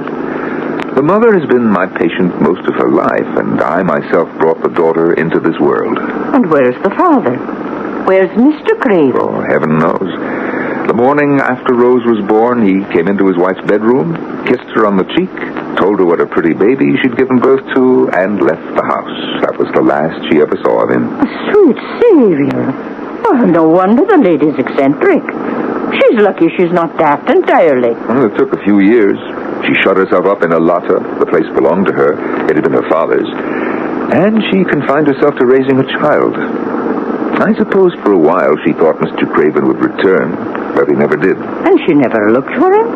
Never went to the police or anything? Pride, Mary. Stubborn pride. And the terrible wound of his disappearance. But after a while, she began stirring out of doors. She never mingled very much with the people of the town. She was gracious because that's her way, but she and Rose kept pretty much to themselves, and still do, in point of fact. Here we are. Here it is. Here is Alata. Oh, where? I don't see anything. It's off the road, the house is. Now, Mary, prepare yourself for a long, beautiful drive. It's a good quarter mile to the house itself. Yes, it is lovely. Oh, now, what are those strange trees, Dr. Leahy? I've never seen the like hereabouts. Cassia. And the shrubs are cassia, too. And there's a cassia herb. It's supposed to grow wherever it's hot. But so far as I know, Mrs. Craven's the only one who's tried it. Cassia. That's a pretty name. Heap cassia, sandal buds, and stripes of laudanum and aloe balls. Pardon? Robert Browning, from his poem Paracelsus. Pardon me? Paracelsus. A traveling doctor of the 16th century. Browning wrote a poem about him. In his wanderings, he tried to predict the future by astrology. He evoked apparitions, and he practiced the different ways of alchemy and magic. And you say this was a doctor? Some called him a quack. For all I know, he was. What I do know is that he left us a prescription for the treatment of ringworm. I've tried it, and it works pretty well. You take the juice from the berries of the ringworm bush, mix it with lime juice. Oh, no, I never heard tell of the ringworm bush. Oh, you'll see it here. That's what alata means. Alata is another name for the ringworm bush. Well, now I've learned something. You'll learn a good deal if you decide to take this case. There's Mrs. Craven. Now, what is she doing out of bed? It's too soon. I told... Mrs. Craven. Oh, Dr. Leahy, welcome. Didn't I tell you bed rest is what you need? I had to see to the garden, Dr. Leahy. You know how I am about my garden. Yes, indeed I do. Now, let me introduce you to the lady I told you about. This is Mary Mahaffey. Miss Mahaffey, I'm so glad to meet someone of whom the doctor speaks so highly. Well, it's my pleasure to meet you, Mrs. Craven. Mrs. Craven, I want you back in bed before that blood clot in your leg takes a notion to go traveling about your body. We can finish our talking indoors. Just a few minutes more in the sunshine, Dr. Leahy. No one's been tending my garden since I've been confined, and I'm worried about it. Well, a minute, no more. Would you like to see my garden, Miss Mahaffey? Would you be interested? Oh, indeed I would. Herbs are my passion, you know. Of course, I have all the usual ones. You wouldn't be interested in those. This is thyme, and that's basil. It's also known as mountain mint, wild marjoram, often called oregano. Well, you probably have all of those yourself. Oh, I have a pot of chives on the kitchen window, Mrs. Craven, and that's all. Oh, dear, isn't that a pity? Well, now, this is horehound. You've heard of that? Oh, only the candy. Good for a sore throat, though. You don't see it much in the stores these days. I know, isn't it too bad? Now, this is fennel, and that's henbane. That's poisonous, you know. No, I didn't know. And mandrake. Mandrake furthers conception, you know. It does? Lily. Oh, you did it. So they say. You're a silly girl. Silly. Oh, and that one's black Byron, eh? Oh, and you're teasing me. You know you are. You love to tease me. That's Rose, isn't it? Yes, that's Rose. She must be in the gazebo with a friend, I fancy. I didn't call you Horace. I only said it was fun. Oh, I don't know if you've ever seen fescue. I apologize. I apologize. Over here, you see. Mrs. Craven. Yes? Hadn't we best be getting on into the house and having our little talk? Oh, well, if you say so. Yes, I think it would be best. And we'll be wanting to talk to Rose, too, I think.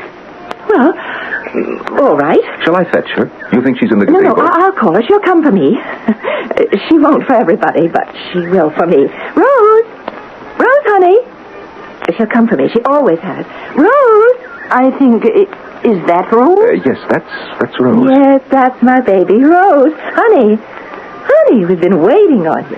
Now, honey, come on over here. Meet somebody. Oh, Dr. Leahy, I didn't know you'd got here. Mama, why didn't you tell me that Dr. Leahy had arrived? Rose, honey, this is Miss Mary Mahaffey. Miss Mahaffey, this is my precious daughter, Rose. Miss Mahaffey, I'm so pleased to make your acquaintance. Oh, likewise, Miss Rose, I'm sure. Now, Rose, baby, you and I are going in the house and make some coffee for our guests. You'd like that, wouldn't you, Doctor? Well, what I'd like is for you to get back into bed.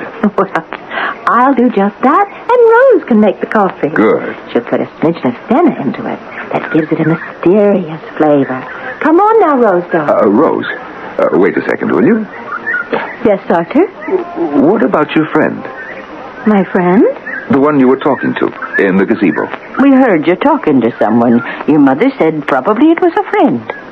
Why would she say that? Maybe your friend would like to have some coffee, too. That was my sister. Your sister? My sister Lily. My twin. Well, I'd better go put the coffee on. You all come on into the house whenever you've a mind to. Yes, we will. Just a minute.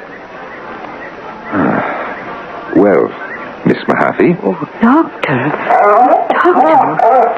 Francis, what have we got ourselves into? Does that mean you'll go on the case, Mary? Oh, someone has to, Doctor. Someone has to look after these poor females. And I guess it might as well be us.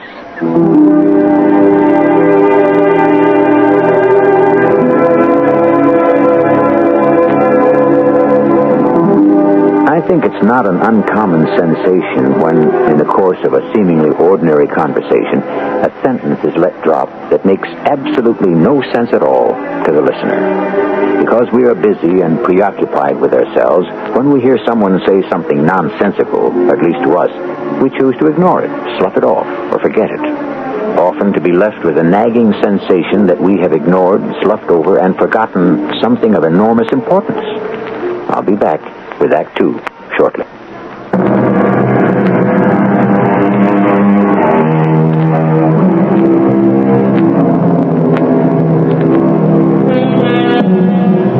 When Rose Craven so sweetly and confidently stated that she'd been talking to her twin sister, when Dr. Leahy and Mary Mahaffey knew quite well that no such sister existed, they did not ignore the words, nor did they slough over them, nor did they nod politely and forget them.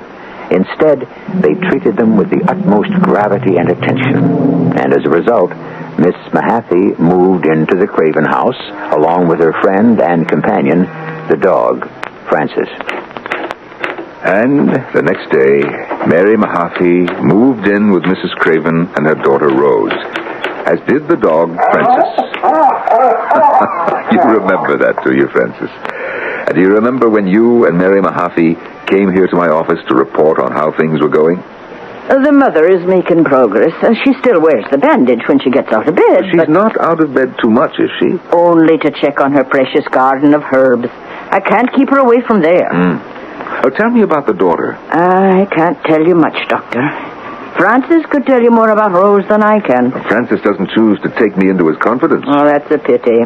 He spends the whole day now with young Rose Craven. And you permit that? Oh, she needs him. He always returns to me at bedtime and stays with me till morning and then goes back to Rose. And it seems to make her happy, sometimes very happy. And I don't like to deprive her. The joy derived from common things, a stake in life. Well, yes, something like that. Yes, Browning wrote that in his poem on Paracelsus. You have Paracelsus on the brain, Dr. Leahy. You've spoken of him before. Well, it's not because I know a great deal about the man. I know very little. But he's the one who said, imagination is the star in man. And I've never forgotten that, because I believe it. But, Mary, you were going to tell me about Rose and her supposed twin sister. Lily, wasn't that her name? But what about Lily? Oh, she mentions her very casually every now and then. Says, Lily didn't finish her lunch, or Lily is thirsty, or things like that. I pretend I haven't heard anything out of the way, or sometimes anything at all. I'm still making her acquaintance, you might say. I have to feel my way to her friendship. And if it can be done, you'll do it, Mary. Well, I'll try, Doctor. But I don't know that young Rose will ever choose to be real friends with anyone. Anyone, that is, but Lily.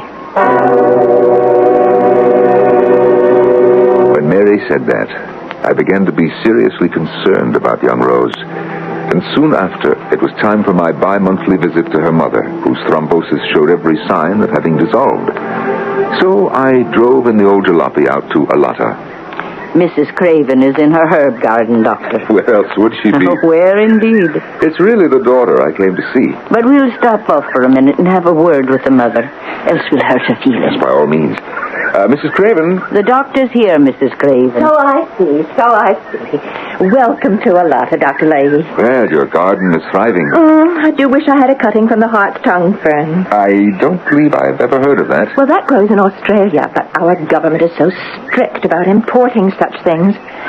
There's cardamom, that's East Indian, and dittany from Crete. But you already have so many herbs, Mrs. Craven. But I want my garden to be complete. Yes. Mrs. Craven, could we see your daughter? Now that you're up and about, I think I should look in on her.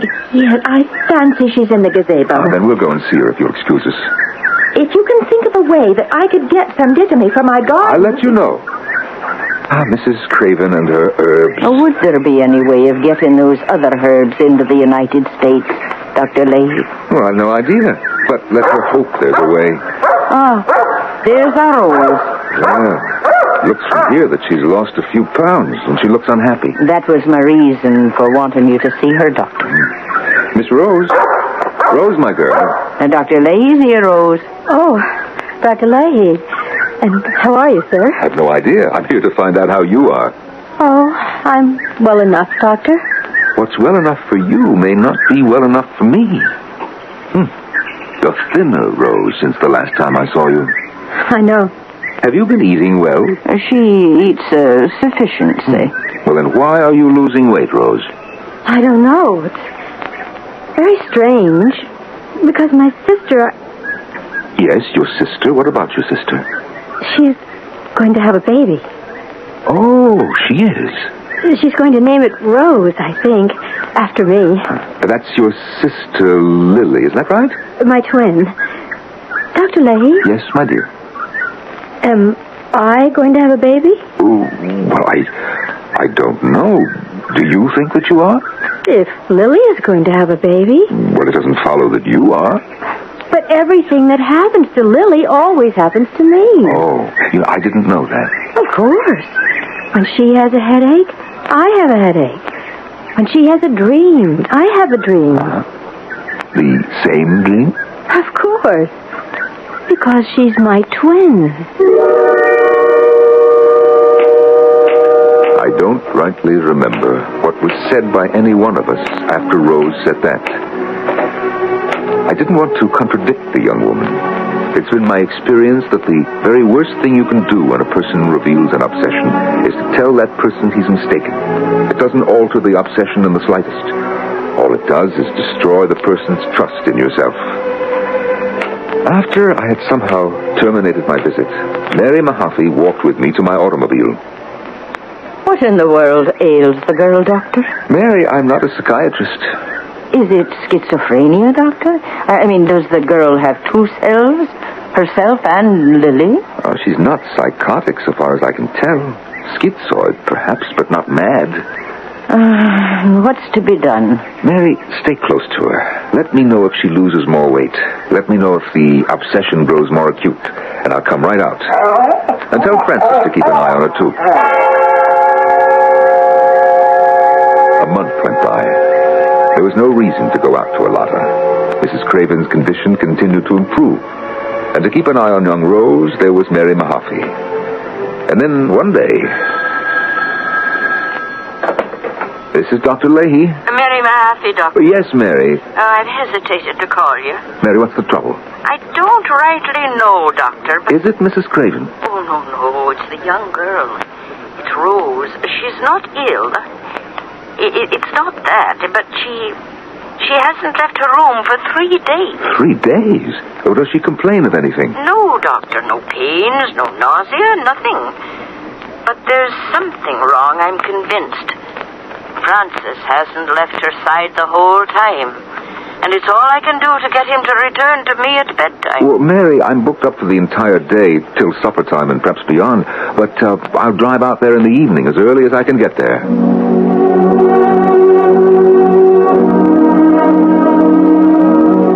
It was growing dark when I reached Alata that evening. The front door was unlocked, and I went inside without announcing my presence, and upstairs to young Rose's bedroom. I heard voices as I mounted the stairs. My precious, my baby. Rose, don't you feel like talking to us? Oh, that must be Dr. Leahy.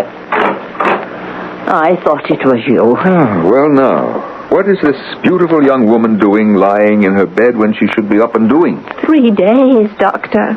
Is she eating well? Oh, well enough, everything considered. It's the wrong food. What's that?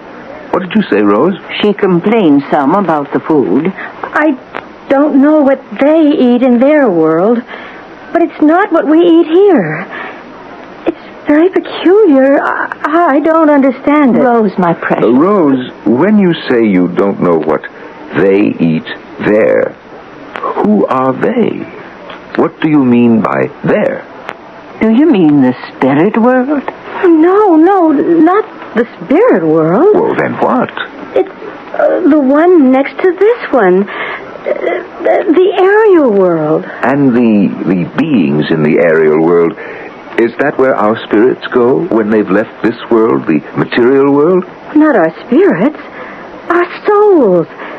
They live there for a while. How long, Rose, do they live there? Do they live forever? Are they immortal? No. Well, they're like us. Just exactly like us. But they can't drown or burn up in fires, and they can't be locked up in jails either. But they can die.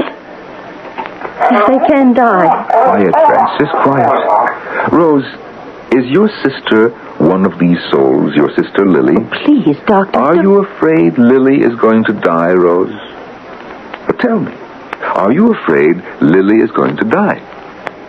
Lily is very sick. Very, very sick. I see. I think Lily is going to die. Well, now, we must see what we can do so that Lily doesn't die, mustn't we? I don't think she wants to live any longer. Tell me one more thing, Rose, if you will, so that I'll know better how to help Lily. Rose, where is Lily? Maybe I can go to see her and find out what's wrong with her. You can't go to see her. Well, why not? Rose, where is she? What is this place where Lily lives? She lives in Kama Loka. What did she say? Rose, tell me again. What is this place where Lily lives? Kama Loka. Mrs. Craven, I think we should step outside. All right, Doctor. I'll stay here, Doctor. All right, Mary. And so will Francis. The dog won't move. He won't leave her. Well, let him stay. He probably knows best. Dogs usually do. What are we going to do? Doctor, is my daughter losing her mind? Mrs. Craven, have you ever read the works of Paracelsus? The hermetical and alchemical writings of Paracelsus? Many, many years ago, yes. Mm-hmm. Has Rose read them? Well, I suppose she might have. They're still in the bookshelves, as far as I know. Why do you ask, Doctor? Because what she is saying is very like what that Swiss doctor wrote 500 years ago. That there is a soul place, a world adjoining ours, but not touching. Contiguous, but not joined. And that there are beings that live in this realm of the soul. Beings like us, but not like us. As their world is like ours, but not like ours. Having its own firmament, its own atmosphere, its own conditions of existence, its own habitations. Yes, but why would Rose... She says the name of this place is Kama Loka. Now, do you know what Kama Loka means? It means the together place. The together place? Yes. It's a beautiful concept, don't you think? A place where we can be together with those we love. Together with them as we were in life. But Rose has no one. What's that? The dog? Doctor. Yes, Mary. She's dead. Rose is dead.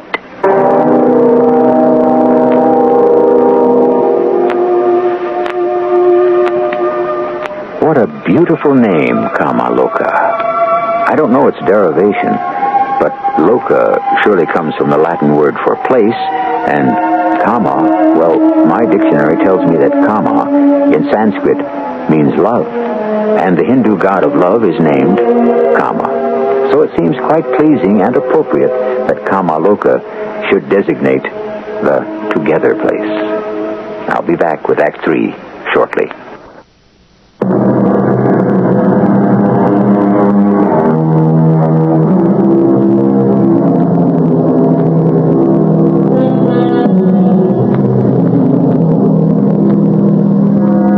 Craven is dead. Rose Craven dreamed of a twin sister she never had, named Lily. Craven dreamed of a world she'd never seen, where Lily lived, called Kamaloka, the together place. Rose Craven dreamed that her sister Lily was gravely ill in Kamaloka and on the verge of death. And before her mother, her nurse, or her doctor could take steps to prevent it, Rose Craven died. Poor Rose Craven was put to rest in our little country churchyard. The mourners were few because so few had known her. I was there, so was Mary Mahaffey, and so was Frances. It was a sad day, was it not, Frances?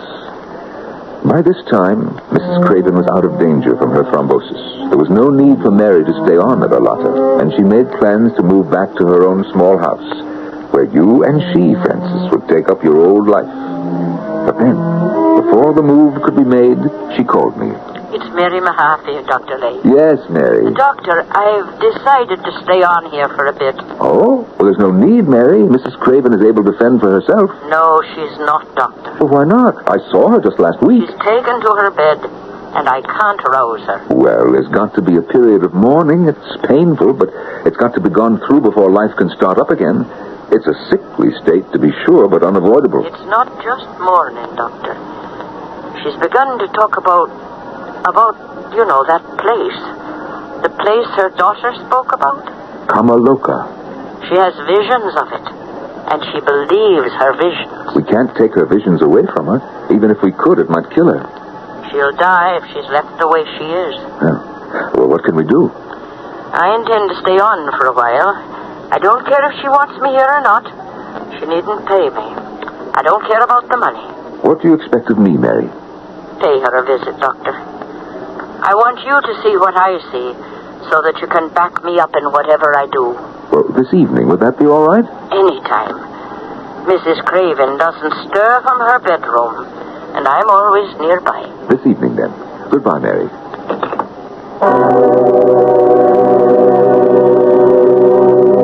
It's my firm conviction, Doctor, that if something's not done, we can lose the mother as we did the daughter.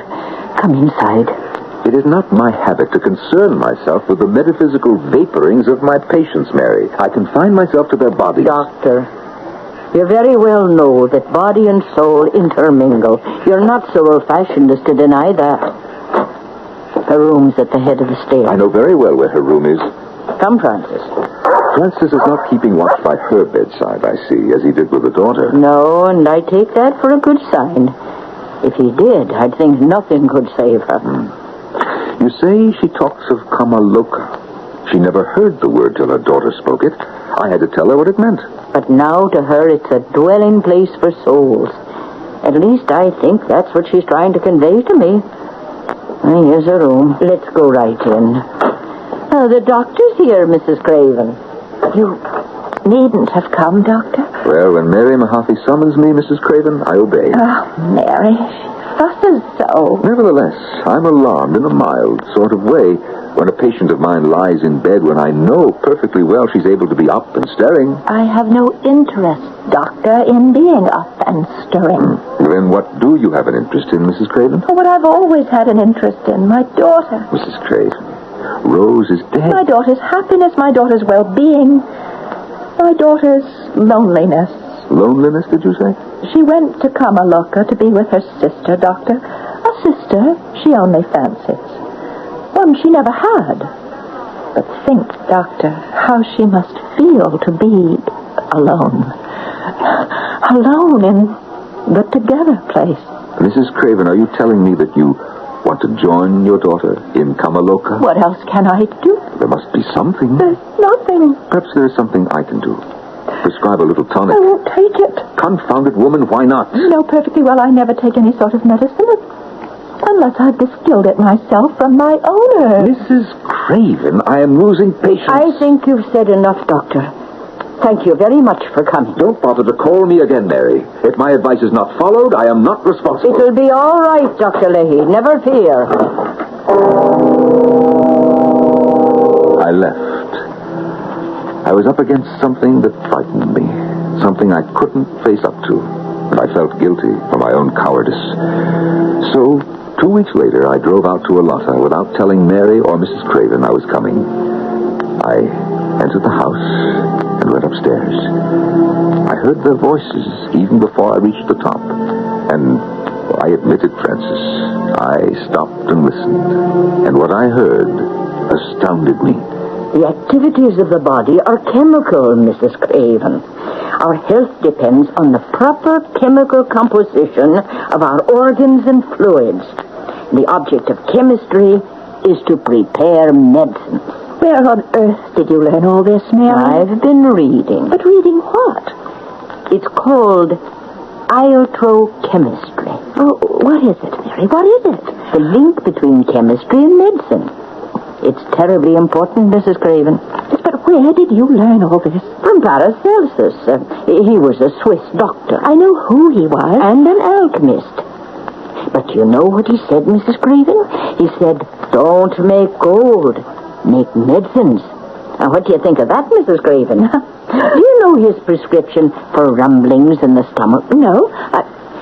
Made from ground corals, alum, cumin, beans, and cinders. Oh, Mary.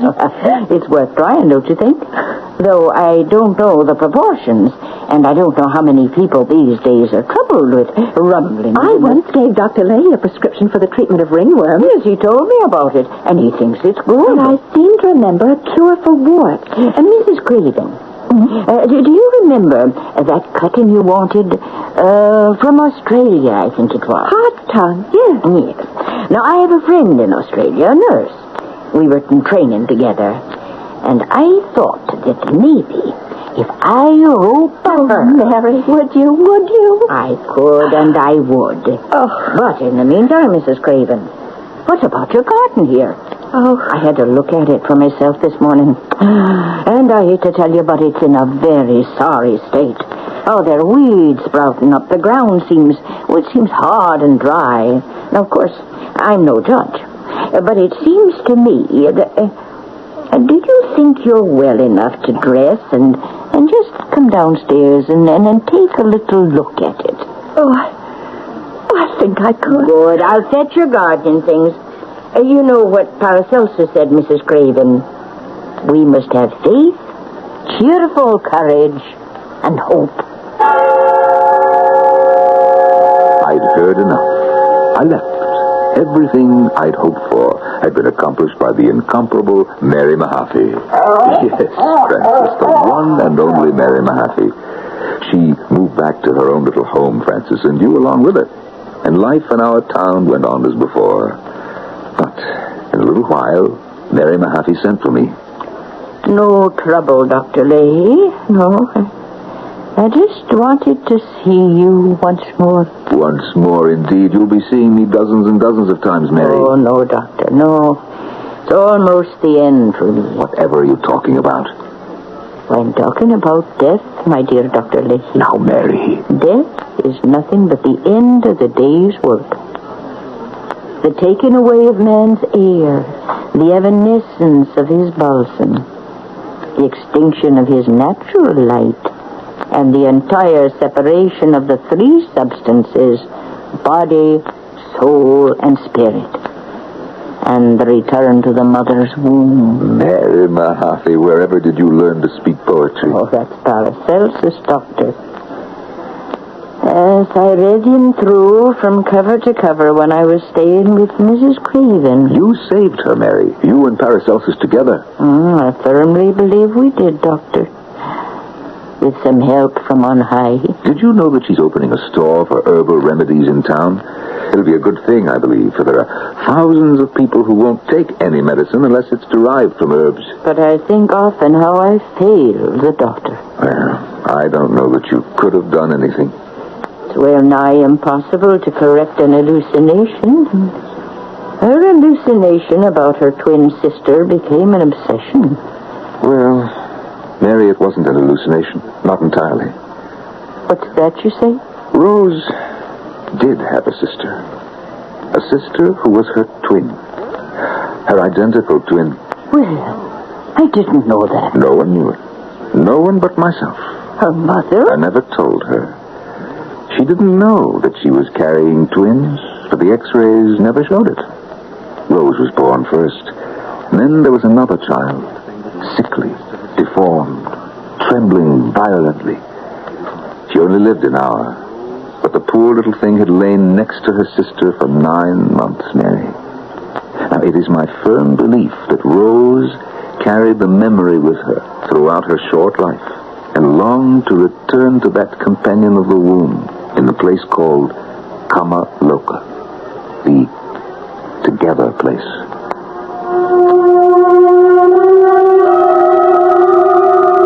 I saw Mary Mahaffey one more time. She was feeble, and it was hard for her to talk, but I knew she had something on her mind. You must write down the case history of Rose Craven, Doctor. Yes, I've been thinking about it. Oh, yes, you must. Such a strange story. It must be told. You're tired, Mary. I'd best leave you. Now, one more thing. Will you tell Mrs. Craven the story of her daughter? Her 2 daughters, I should say. Her twins. Well, I'm undecided. Would it be kind or cruel? Oh, I've thought, Doctor. I just don't know. Mary, you're very tired. I mustn't let you talk anymore. Tell the story, Doctor. I will, I promise you. Write it. Set it all down as it happened. Mary.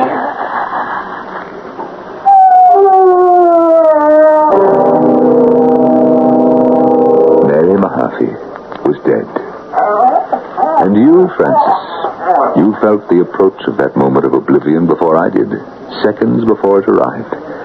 And the next day, Francis, I came to the house and led you away and brought you here. And you've sat by me and with your own patience summoned up mine enough to write this history. Well, it's finished now, and I must pick up the pages and stow them away. For Mrs. Craven is coming by to give me some juniper berries. What a stack of papers. What a pile of work. What a history. Oh, Francis, is it possible? Is it...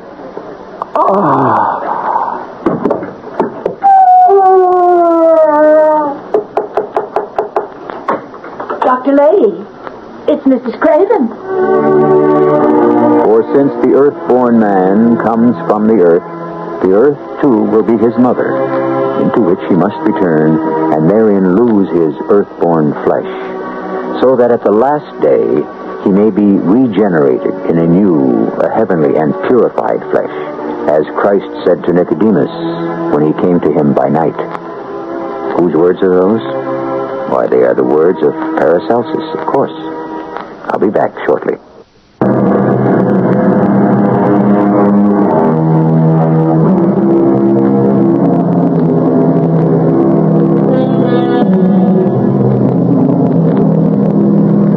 I'm not absolutely positive that juices from the ringworm bush mixed with the juice of a lime will cure ringworm, or that corals, alum, cumin, beans, and cinders all mixed together will stop rumblings of the stomach. But I am perfectly sure that Paracelsus was right when he wrote, "Man must have faith, cheerful courage, and hope." Our cast included Norman Rose, Mary Jane Higbee, Marion Seldes, and Rosemary Rice. The entire production was under the direction of Hyman Brown. And now, a preview of our next tale.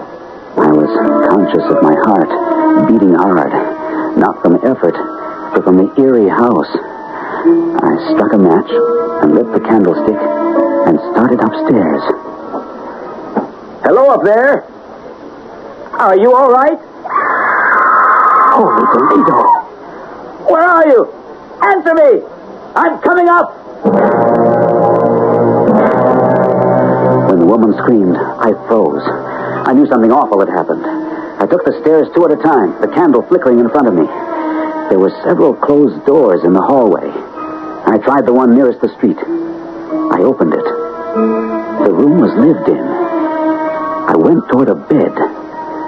And then... murdered. Stabbed through the heart.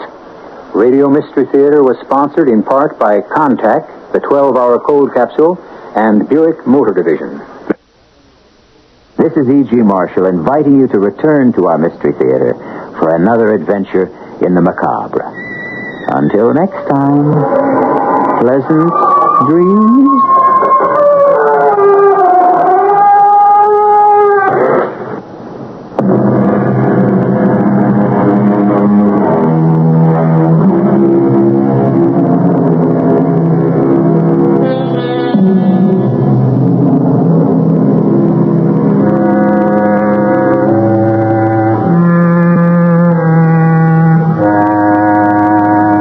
CBS Radio Mystery Theater presents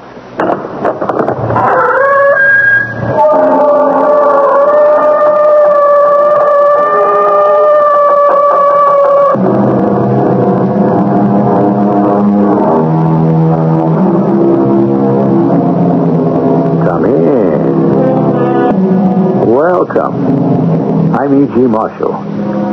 We sort of pride ourselves on the many kinds of unusual crime stories we bring you on this mysterious theater of the mind. The murder mystery, the ghost mystery, the robbery mystery, and so many, many more. But no anthology of the wayward and the wicked can be complete without the Western mystery. And today's author is probably the best-loved writer of authentic Westerns, Bret Harte. So hang on to your saddle. And here goes. I think we got here just in time. Who's that back there? Sam Green. It's me, Mrs. Baker. Why, so it is. Well, what brings you here so late at night to the back of my post office? Because I can't afford for anyone to see me. Sam, where is the mailbag? Well, inside, of course. The stage is waiting for Well, I you. better take a good look at that mailbag before you send it on. Why? Because if everything isn't in order, Stanton, it could mean jail for you. And the end of me being the postmistress of Laurel Run.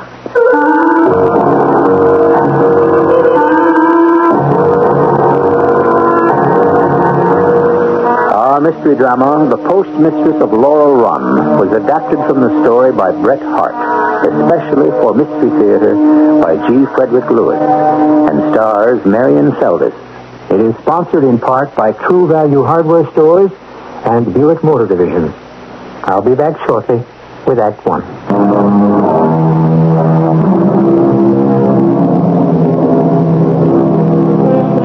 It's 1890 in Custer Country, where General George A. Custer made his last stand in Montana. You heard of that. Only these days, it's pretty peaceful at Laurel Run. About the most exciting thing that happens here is the daily arrival of the mail stage. Not that most folks hereabouts get any letters, but just the same, every cowboy, cowhand, ranger, and rancher somehow show up when the mail stage passes through. Could it be because the postmaster is a woman? Yep, that's a fact. The postmaster of Laurel Run is a postmistress, Mrs. Betty Baker, a widow.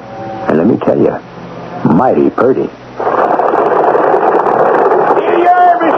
Here's your mailbag. Have a good day, pretty lady. Hi. Baker, can I give you a hand carrying that bag of mail into your post office? No, thank you, Joseph. I can manage alone, thank you. He's right. A lady should have to be toting something that heavy. No, sir. I appreciate the gesture, Joseph, but nobody but an official of the United States government is allowed to touch the mail. Well, you know, Mrs. Baker, Betsy, anytime I can be of service, all you got to do is say so, and I'll do it. No favors, no questions asked. Thank you, Joseph. I'll remember that. It's embarrassing, and it used to happen 3 days a week, every time except Christmas, New Year's, and November 8th, when we became the 41st state of the Union. I never could understand why folks in Laurel Run made such a fuss over a simple, hard-working government employee. It was probably because of my Jack, who everyone loved and respected. Now, see what's coming in the bag. They'll be out in front, standing in line before you know it. It seems to me the government ought to have more sense than to make a woman pick up a heavy sack from the road. You're absolutely right, stranger. Ain't fitting. The government ought to hand it over to her like is befitting to a lady. It's Charlie, the expressman's fault. He is certainly lacking in feelings for a lady. You don't know as I can agree with you exactly. I seen him, he heaves that bag to Miss Baker like it was a $5 bouquet. You mean he gives her special treatment? It's not all Charlie gives her. Haul up to this outside window with me, little one. Have a look. Oh? Go ahead, peek in. I've seen it before. It's one of the sights of Laurel Run, stranger. Well, allow me to introduce myself, sir. My name is William J. Carver. I'm from Virginia. Joseph Simmons. Joe, Bill. Pleased to know you. See anything, Bill? Oh, it's not too clear. Seems like there's a wire hanging out the mail bag with a package done up and a ribbon attached to it. What I tell you, happens every mail. Can you see what it is? Well, the lady's opening the package now. Looks like a scent bottle. Well, I believe it is. Now, why would somebody be sending the lady a scent bottle outside the mail bag? It's Charlie. Betsy Baker's a mighty fine woman, and Charlie's just acknowledging it. She's got the mail bag open now. Oh, there's another little package all tied up in ribbon. Oh, hey, let me see, Carver. Oh, the inside one is from Stanton Green, postmaster up the road. Oh, he give her a gold brooch, it looks like. And 2 red, white, and blue circus tickets. Circus tickets? Yep, from Stanton Green, the postmaster of Hickory Hill. He's got all them city ways. Gold brooches and circus tickets. Hey, you two! What you doing looking in the back post office window? Wait until the mail gets sorted, Uncle John. Don't you two know better than poking and prying in other people's windows? Move over. Let me see. Uncle, this is Bill Carver from Virginia. How do? This is Uncle John. You can call him that. Everybody does. Uncle John's the sheriff. Well, people like her, boy. She's a real likable widder. You gentlemen can amuse yourselves looking in windows. I got better things to do. Like what, sir? I'm always partial to better things. Like bellying up to the bar. The only thing about running the post office I didn't like were all those official-looking instructions from the general post office. So I'd send them on to Stanton Green at Hickory Hill to explain for me. And he'd send them back on a 9:30 omnibus way bag saying, "Don't bother with this," or "hogwash." Then came that second letter about Rule 47. Well, who knew what Rule 47 was? And then a third letter about what happened to the missing money order. Well, how dare they? I wrote to Stanton saying I'd resign unless they took that one back. He never even answered that one. Thank you, Harry. Here's yours, Uncle. Yours, Bill. Yep. I raise my glass to the widow's health. And to her departed husband, Jack. To his memory. There was sure one brave man. Joe, Uncle, you wouldn't care to tell me about it, would you? Well, sure. It was just 14 months ago. Jack Baker was foreman of the Last Chance, the copper mine up in Burnt Ridge. I ran all the way to that little house he'd bought for Betsy when I heard about it. Yes! There's been a cave-in at the mine. Which end? The Timber 5. Oh. Jack, what does it mean? I gotta go there, honey. They figure 15 men down there. I'm going in after them. But the tunnel entrance is all closed off, Jack. Want me to organize a digging party? Do that, Uncle. Pronto. Have them start at 5 end. Betsy, where's my ladder? Here, Jack, let me light it for you. I think we got a chance. There's a way out at the back of Timber 9. I'm going in there and see if I can show the way to the boys. Timber 9? Well, that entrance was closed off years ago. That's what everybody thinks. Bye, Betsy. Don't you worry now. Oh, don't you worry about me, Jack. You go help the men. I'll be waiting for you here. Jack, Betsy said, go help the men. I'll be waiting for you here. And she did, Carver. Waited a whole year in that little house. And we all respected her for that. to show how much, the whole town got together and built her a post office. It's the only public building we got in Laurel Run. Drink up. My old Ingersoll tells me it's just 5 minutes before the little lady opens the mail window. You coming, Carver? Why, certainly, sir. I wouldn't miss it.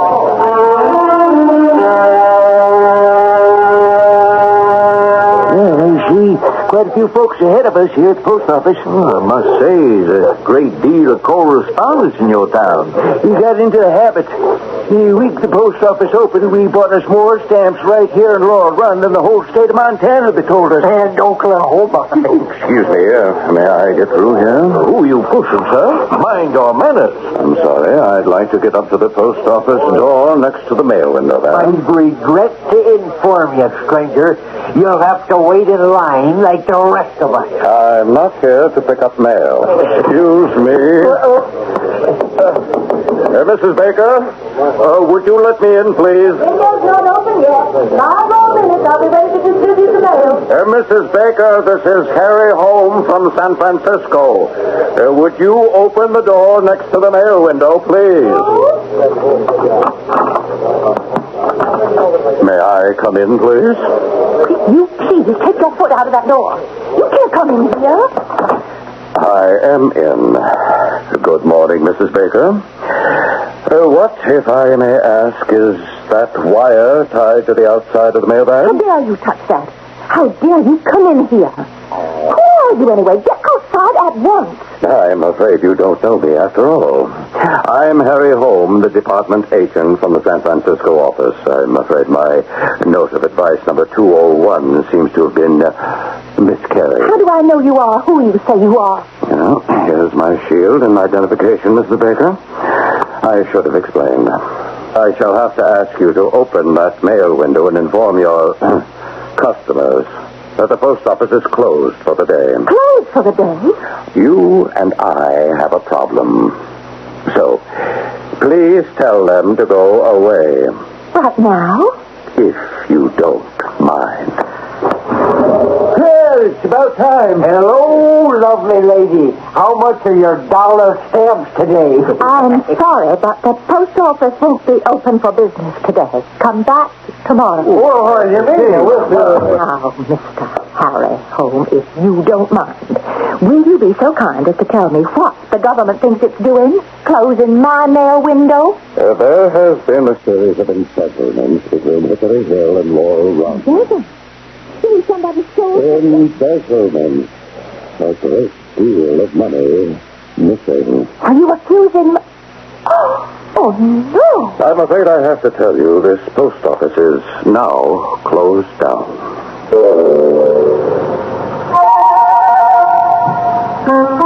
Things don't look too bright for the darling postmistress of Laurel Run, do they? But then, Montana had a historical reputation to make you or break you. Like when the homesteaders couldn't beat the bad weather and the grasshoppers, they abandoned their farms, leaving behind them the motto, "In God we trust, in Montana we bust." But a postal official accused of stealing, that was worse than famine, flood, or foreclosure. I'll be back shortly with better news, I hope, in Act 2. Here we are in Laurel Run, Montana, and a strange little post office that sells more stamps than anybody uses. So popular is the postmistress that folks have been known to take a ride up to the next town to mail letters to themselves, which they could pick up at Laurel Run, just to get a smile from the widow Baker and pass the time of day. But all that would be over now, for the post office was closed. By what authority, Mr. Holmes? By the authority of the department itself, Mrs. Baker. I think we should start with the irregularities. That wire sticking out of the mailbag, for instance. Oh, that's only Charlie, the express man. His foolishness, Mr. Holmes.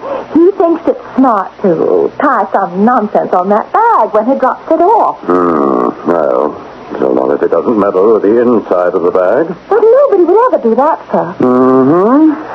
Now, about the embezzlements. My business in Laurel Run is to take your place tonight in receiving the omnibus way bag. That gets here at 9:30, doesn't it? Yes, sir. But it never has anything for us, except notifications from the Hickory Hill post office. Well, tonight I shall receive the bag, open it, and dispatch it again. If you like, you can have the evening off. Oh, no, there are people who come in for letters. I thought you said there were no letters at that time. No, but... Well, the boys come just the same. Oh, they do they? Well, imagine, my goodness, when you open the window and they see you. What do you find so amusing? They'll be crowding around the mail window and expecting my face, and instead it'll be you with your big red beard. I should like to refer you to my first communication. Have you got it handy? No, I'm afraid... Mr. Holmes, after all, I haven't been at this job very long, and We know all that, Mrs. Baker. Post office was built in memory of your late husband. We know all that. But where is the letter? See, what I'm trying to say is, I don't always understand the official letters, and so... Well, I don't happen to have that letter here right now. See, when I see an official letter... Well, usually I just... Open it. Usually. And then I send it on to another, more experienced postmaster, and then he lets me know what I'm supposed to do. You sent my letter of last week to someone else? Well, not the official letter I got today. I haven't sent that on yet. I mean, I haven't read it yet. Could you tell me to whom you sent the first advice? You mean the last letter? Oh, yes. I sent that to Mr. Stanton Green at the Hickory Hill post office. You sent my letter to him? Was that so wrong? What? They warned me. They told me when I left San Francisco that I would be charmed by the postmistress of Laurel Run, that she had racked up sales of more postage in 1 month than 50 other post offices in Montana, and that she was indeed obliging and would be most helpful. I am. Most helpful. I know that. But you helped the wrong man. I was so upset, I didn't know what to say. How could dear Stanton Green be the wrong man, while he had known Jack for years and years? He wouldn't ever do anything to hurt me. Now this horrible man, this special agent from San Francisco, he was practically saying we were in what do you call it? Collusion? Yes. Collusion. No, please, no. I said no such thing. Stanton's always been extremely helpful, and if you think those official departmental letters are easy to understand, sometimes they make my head ache. Now, please, Mrs. Baker, you have unwittingly... Stanton's an old hand at post office running. He always tells me what I should do. You have unwittingly given information to a man who the government suspects of peculation. Without knowing it, you have warned the postmaster of Hickory Hill that he is suspected. In plain words, Mrs. Baker, we have traced the disappearance of money letters to a point between his post office and yours. Oh, my goodness. Oh, dear, what are we going to do? What am I going to do? Just as I ask you to do, so that we can apprehend the man. But you don't understand. It's not as easy as that. Stanton, Mr. Green, he likes me. He's always sending me little gifts. Oh, dear. It should not interfere with your duty, Mrs. Baker. It doesn't. It only makes it harder. I hope, like you, that we are mistaken. Now, when I open the 9:30 evening mail bag in this office tonight, and if I do not find a certain decoy money letter in it, which was last checked at Heavy Tree Crossing, well, then I shall know where to look for it. Oh, this is awful. I really never encouraged him to be friendly. He just was, that's all. Mrs. Baker, you have nothing to fear. I would say your thoughtlessness and ignorance of the rules have contributed to show your own innocence. Well, I should hope so. Only you, Mrs. Baker, know the real reason for my visit here. I'll leave you alone for a while to divert suspicion. You will come as usual this evening and be seen by your friends, customers. I will only be here when the bag arrives to open it. Goodbye, Mrs. Baker. Oh, it's a nasty business. But believe me, I've seen a lot worse. I didn't know whether to be sad or angry. To be a postmaster a little over a month and this has to happen? Stanton Green, a thief? Why, he was one of the boys Jack had helped out of the mine. Of course, now I think of it, there's always been talk of Stanton's fast living and high spending. But to put your fingers in Uncle Sam's own cookie jar? What would my Jack have said? What would he have done? 6 o'clock. In 3.5 hours, Harry Holmes is going to find out the worst. You're crazy. It's all right to be patriotic, but you can be accurate, too. It is a known fact, sir, that George Washington was a Virginian and a gentleman farmer. History is full of lies like that. Well, I'll grant you, he could have been a gentleman, but a farmer? Never. Never had it in his blood. Since I am a mere visitor to your fine town, Uncle John, I shall refrain from argument. Ooh, there.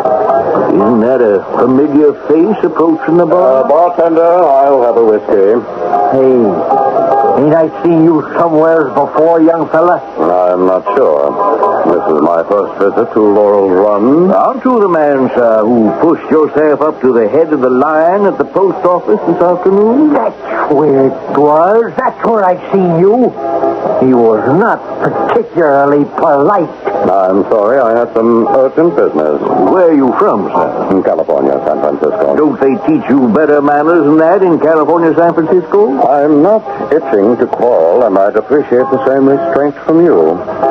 Bartender, where's that whiskey? Uncle John, this man from California, San Francisco needs a little comeuppance, it seems to me. What urgent business do you have with Mrs. Baker, sir? Thank you, Bartender. That, I may say, is none of your business. You leave Mrs. Baker to me. Where I come from, sir, you are impugning the reputation of a lady. Put up your duke, sir. Wait! Who fired that gun? He did. This man here. You got a revolver on you, stranger? Well, as a matter of fact, I have. But I was standing right here at the bar with a glass in my hand. I couldn't have fired that. Stranger, I'm taking you in on suspicion. Put down your drink. Put up your hand. But you taking this rapscallion to jail, Sheriff Uncle John? No, ain't got a jail. But the back room where Harry keeps the barrels will do. It's got a lock on it. Yeah, but Sheriff, you've got the wrong man. I didn't fire my revolver. Look, smell the barrel. Stop waving that around. I'll take it. By the powers vested in me as Sheriff of Laurel Run, unless you can identify yourself and explain for what reason you're in this town, I hereby arrest you in the name of the state of Montana on the charge of vagrancy and unlawful use of firearms. Anything to say for yourself? No, nothing. 6:15. I went to the iron office safe, and I took out my private safe box with all the gold and silver Jack and I had saved. Then I took a sheet of postage stamps, rolled it up, stuck it under my cloak, and went out the back door. Joe Simmons had a Mustang. I was sure he wouldn't mind if I borrowed it. Oh, shh, but you lies, man. You know me. It's Betsy Baker.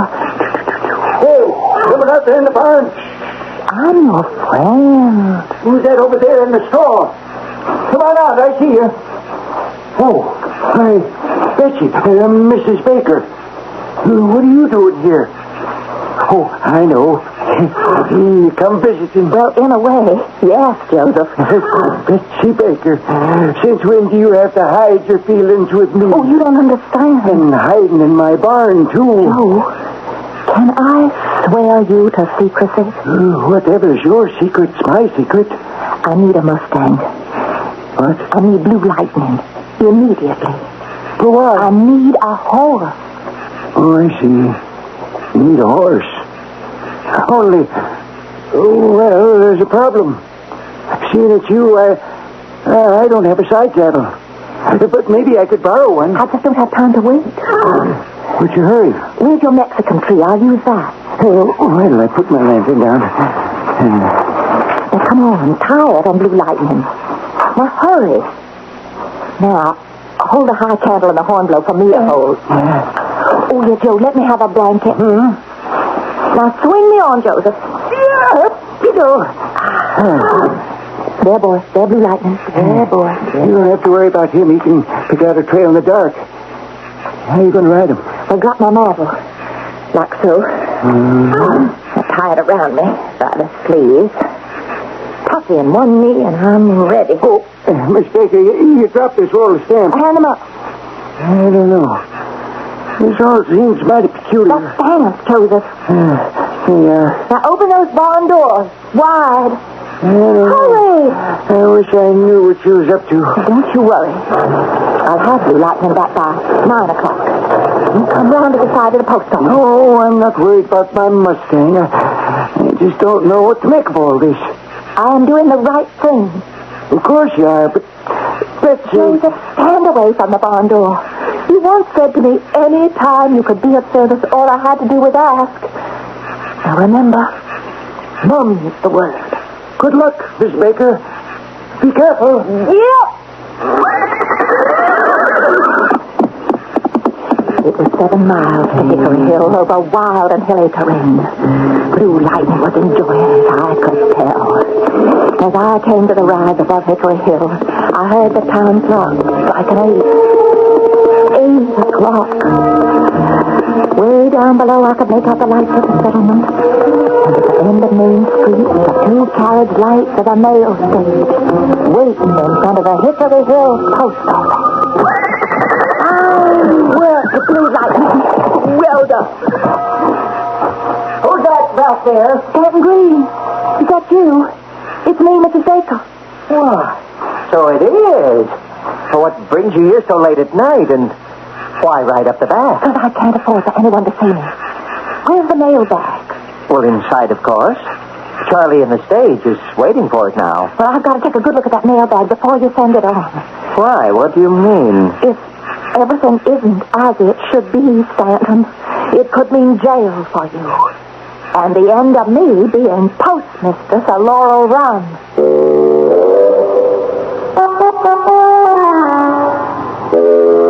Josh Billings, who knew the Old West, its men and its women, used to say, if you want a way to get along with women, your best way is not to get in their way.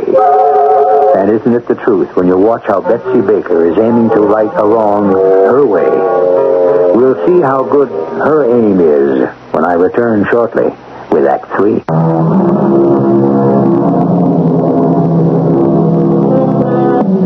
In our little Montana town, folks were never quite sure whether it was named after Laurel the flower. Because in the language of flowers, 4 quite different meanings are ascribed to the laurel. Glory, perfidy, perseverance, or ambition. I'd say it's up to you to decide which most represents Laurel Run. Or was the town named for all 4? Stanton, close the door quietly. What's it all about? Where is the money letter that came in that omnibus way bag? What do you mean? I mean, it's a decoy, Stanton Green. A decoy. It has been checked back at Heathertree Crossing. I mean, that special agent, Mr. Home of San Francisco, is going to be waiting in my office in Laurel just to find out if you've taken it. Taken it? Taken what? Stanton, this is not the time for prevarications. Where is it? In my desk. I suppose this is the money letter you mean. Oh, Stanton, you have broken the seal and opened it already. Did you take some bills from this packet? I was owing some money. The collector was here. He was getting nasty, so I did. I took some money from the packet and gave it to him. He saw you stealing from the U.S. mail? He thought the packet was addressed to me. I told him a friend had sent it. Oh, stealing and lying? But I was going to make it up by the next mail. I swear it. How much have you taken? Only a trifle. How much? $100. Oh, $100. Oh, my. Oh, what are you doing? I brought my own money with me. Was it in 10s or 20s? 20s. Well, here. You take these 5 20s, you put them in the packet. Where are you going? Just to get the sealing wax to seal up the packet Oh, again. you're a fool. Mr. Holmes won't be taken in by that. Leave it broken. As long as the money is found in the bag, the package could have come apart accidentally. Hand me 2 more bundles of letters. Stamp them and muck them up. That could have happened inside the bag. Now, give me something real heavy. Yes, that weight there on the table. The big brass one. The 2-pounder? Yes, I'm going to wrap that up in lots of paper. I'm going to address it to myself, and I just glue all these stamps that I brought onto it. And into the bag it goes. Now, that thing could have been bouncing around in there and done all the damage. While I'm doing this, would you please go out and tell Charlie to come in here? And then you make yourself scarce. I'll tell him to come in here right away. What, Mrs. Baker, what are you doing in Hickory Hill? Hush, you haven't seen me. I haven't?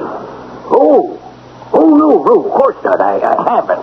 There's a big San Francisco swell taking my place at Laurel tonight, Charlie. Yes, ma'am? And it's a pity that the omnibus way bag just happened to get such a shaking up and such a banging up already coming this far. Yeah, it did?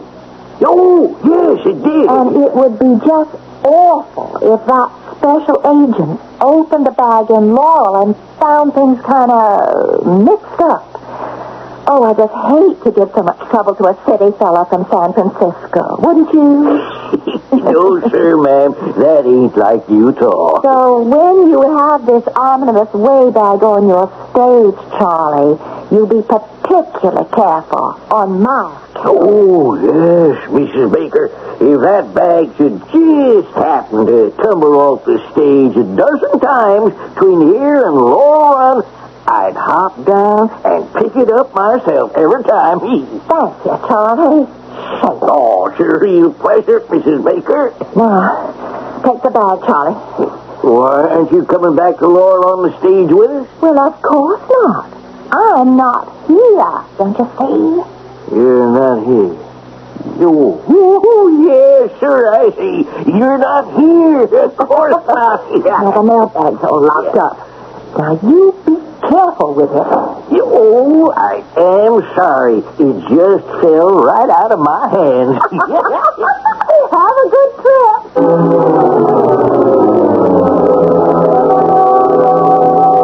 You can come out of hiding now, Stanton Green. Betsy. Oh, my Betsy. Oh, what are you talking about? Would you get up off your knees? Listen to me, Betsy. I am ruined, I know. Even though you have just saved me from detection and disgrace, I've been mad. A fool to have done what I've done. I know that. Green, would you take your hands off me this instant? I won't let go of you until you promise to hear me out. Go ahead, as if there could be a sane reason. But you don't know why I did it. You have no idea of the temptation that has driven me to it. Betsy. Don't you bet to me anymore. Mrs. Baker will do. Mrs. Baker, I have been striving to get money honestly, dishonestly, anyway. But why do that? Look well in your eyes. Oh, do you think breeches and circus tickets make that difference to me? Or all the other foolishness you've been sending me? I know it's hard to understand, but whatever I did to look well in your eyes, to make myself worthy of you, to make myself rich, to be able to afford you a home and take you away from Laurel Run. You're on your knees again. It was all for you. It was all for love of you. Betsy, my darling. Stop that. Will you stop pulling at my feet? Haven't you any pride? Listen to me. Leave me be, you loony, or I'll scream. What did you come riding over here for, then? What did you take all this risk course. Why did you rush over here to share my disgrace? Now, you're as much mixed up in this as I am. Why did you do that? If you didn't calculate to share everything else with me, what did you come here for then, if not for me? What did I come here for? What did I come here for?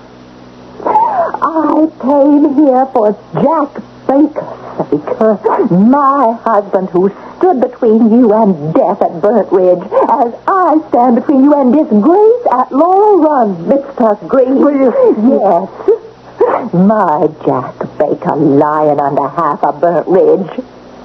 But meaning more to me today than any man anywhere, standing or kneeling or crawling. That's what.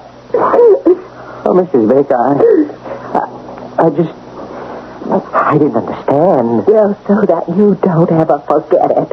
I came here as Jack Baker's living wife to carry on dead Jack Baker's work.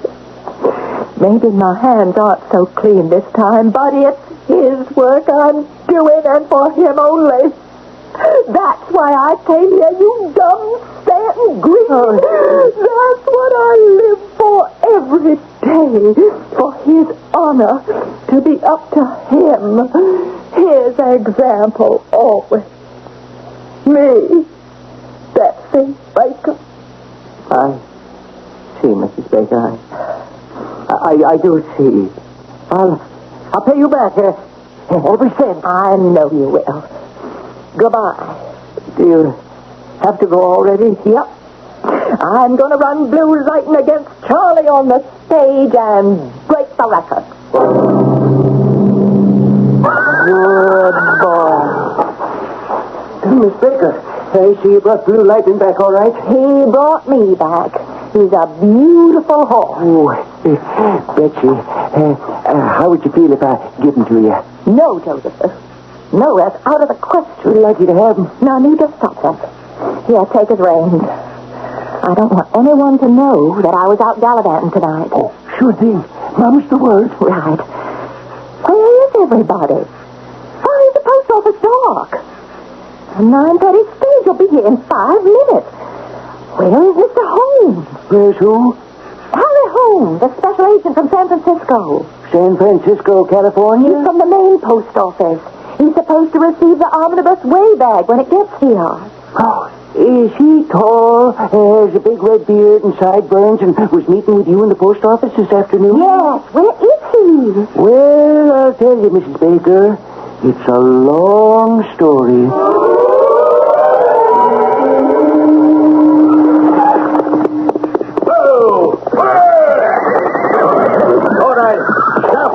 Instead of slowing up and going on by.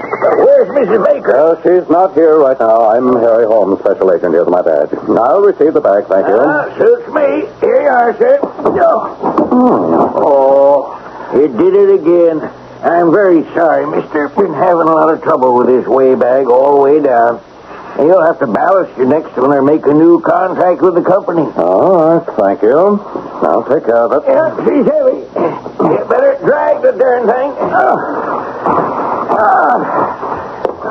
On the table you go. Oh, son of a gun, it is heavy. Oh, Mrs. Baker, I didn't see you standing there. Well, of course. After all, I'm interested. It isn't the prescribed way. We like our mail to be handled, but since time is short, I'm dumping everything out onto the table.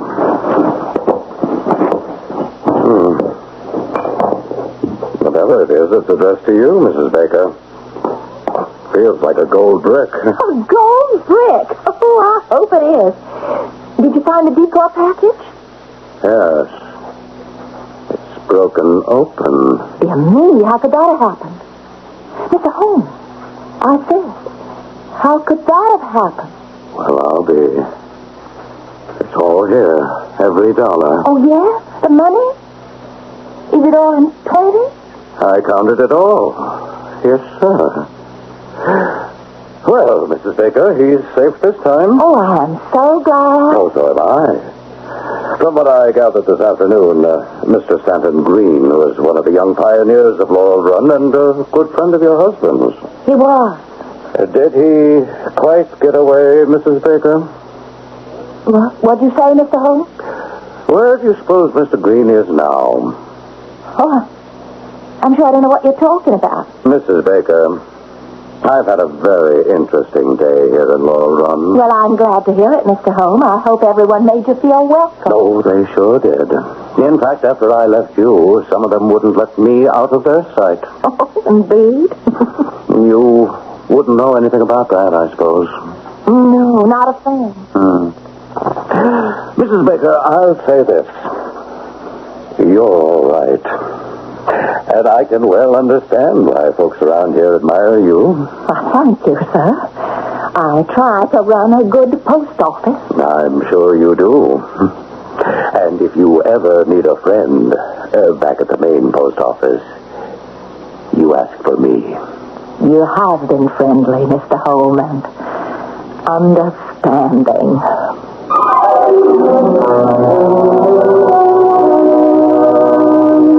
It was, in case you would care to know, the very last time there was any need for anyone to look over Betsy Baker's shoulder to see how well her post office was being run. Tell you another thing. It never even occurred to a single governmental soul to have the postmistress of Laurel Run replaced with a postmaster. I'll be back shortly. It's sort of amazing, when you come to think of it, that Bret Harte could write about such an independent young lady 30 years before women had the right to vote. So far as we know, it's one of the very first stories of the liberated woman. Bret Harte once said there are 3 things a man can do with his tongue: eat with it, talk with it, or keep it in his cheek. Which is what I suspect Bret Harte was doing when he set down this tongue-in-cheek tale of the postmistress of Laurel Run. Our cast included Marion Seldes, Bob Caliban, William Griffiths, and Ray Owen. The entire production was under the direction of Hyman Brown. This is E.G. Marshall inviting you to return to our Mystery Theater for another adventure in the macabre. Until next time, pleasant dreams.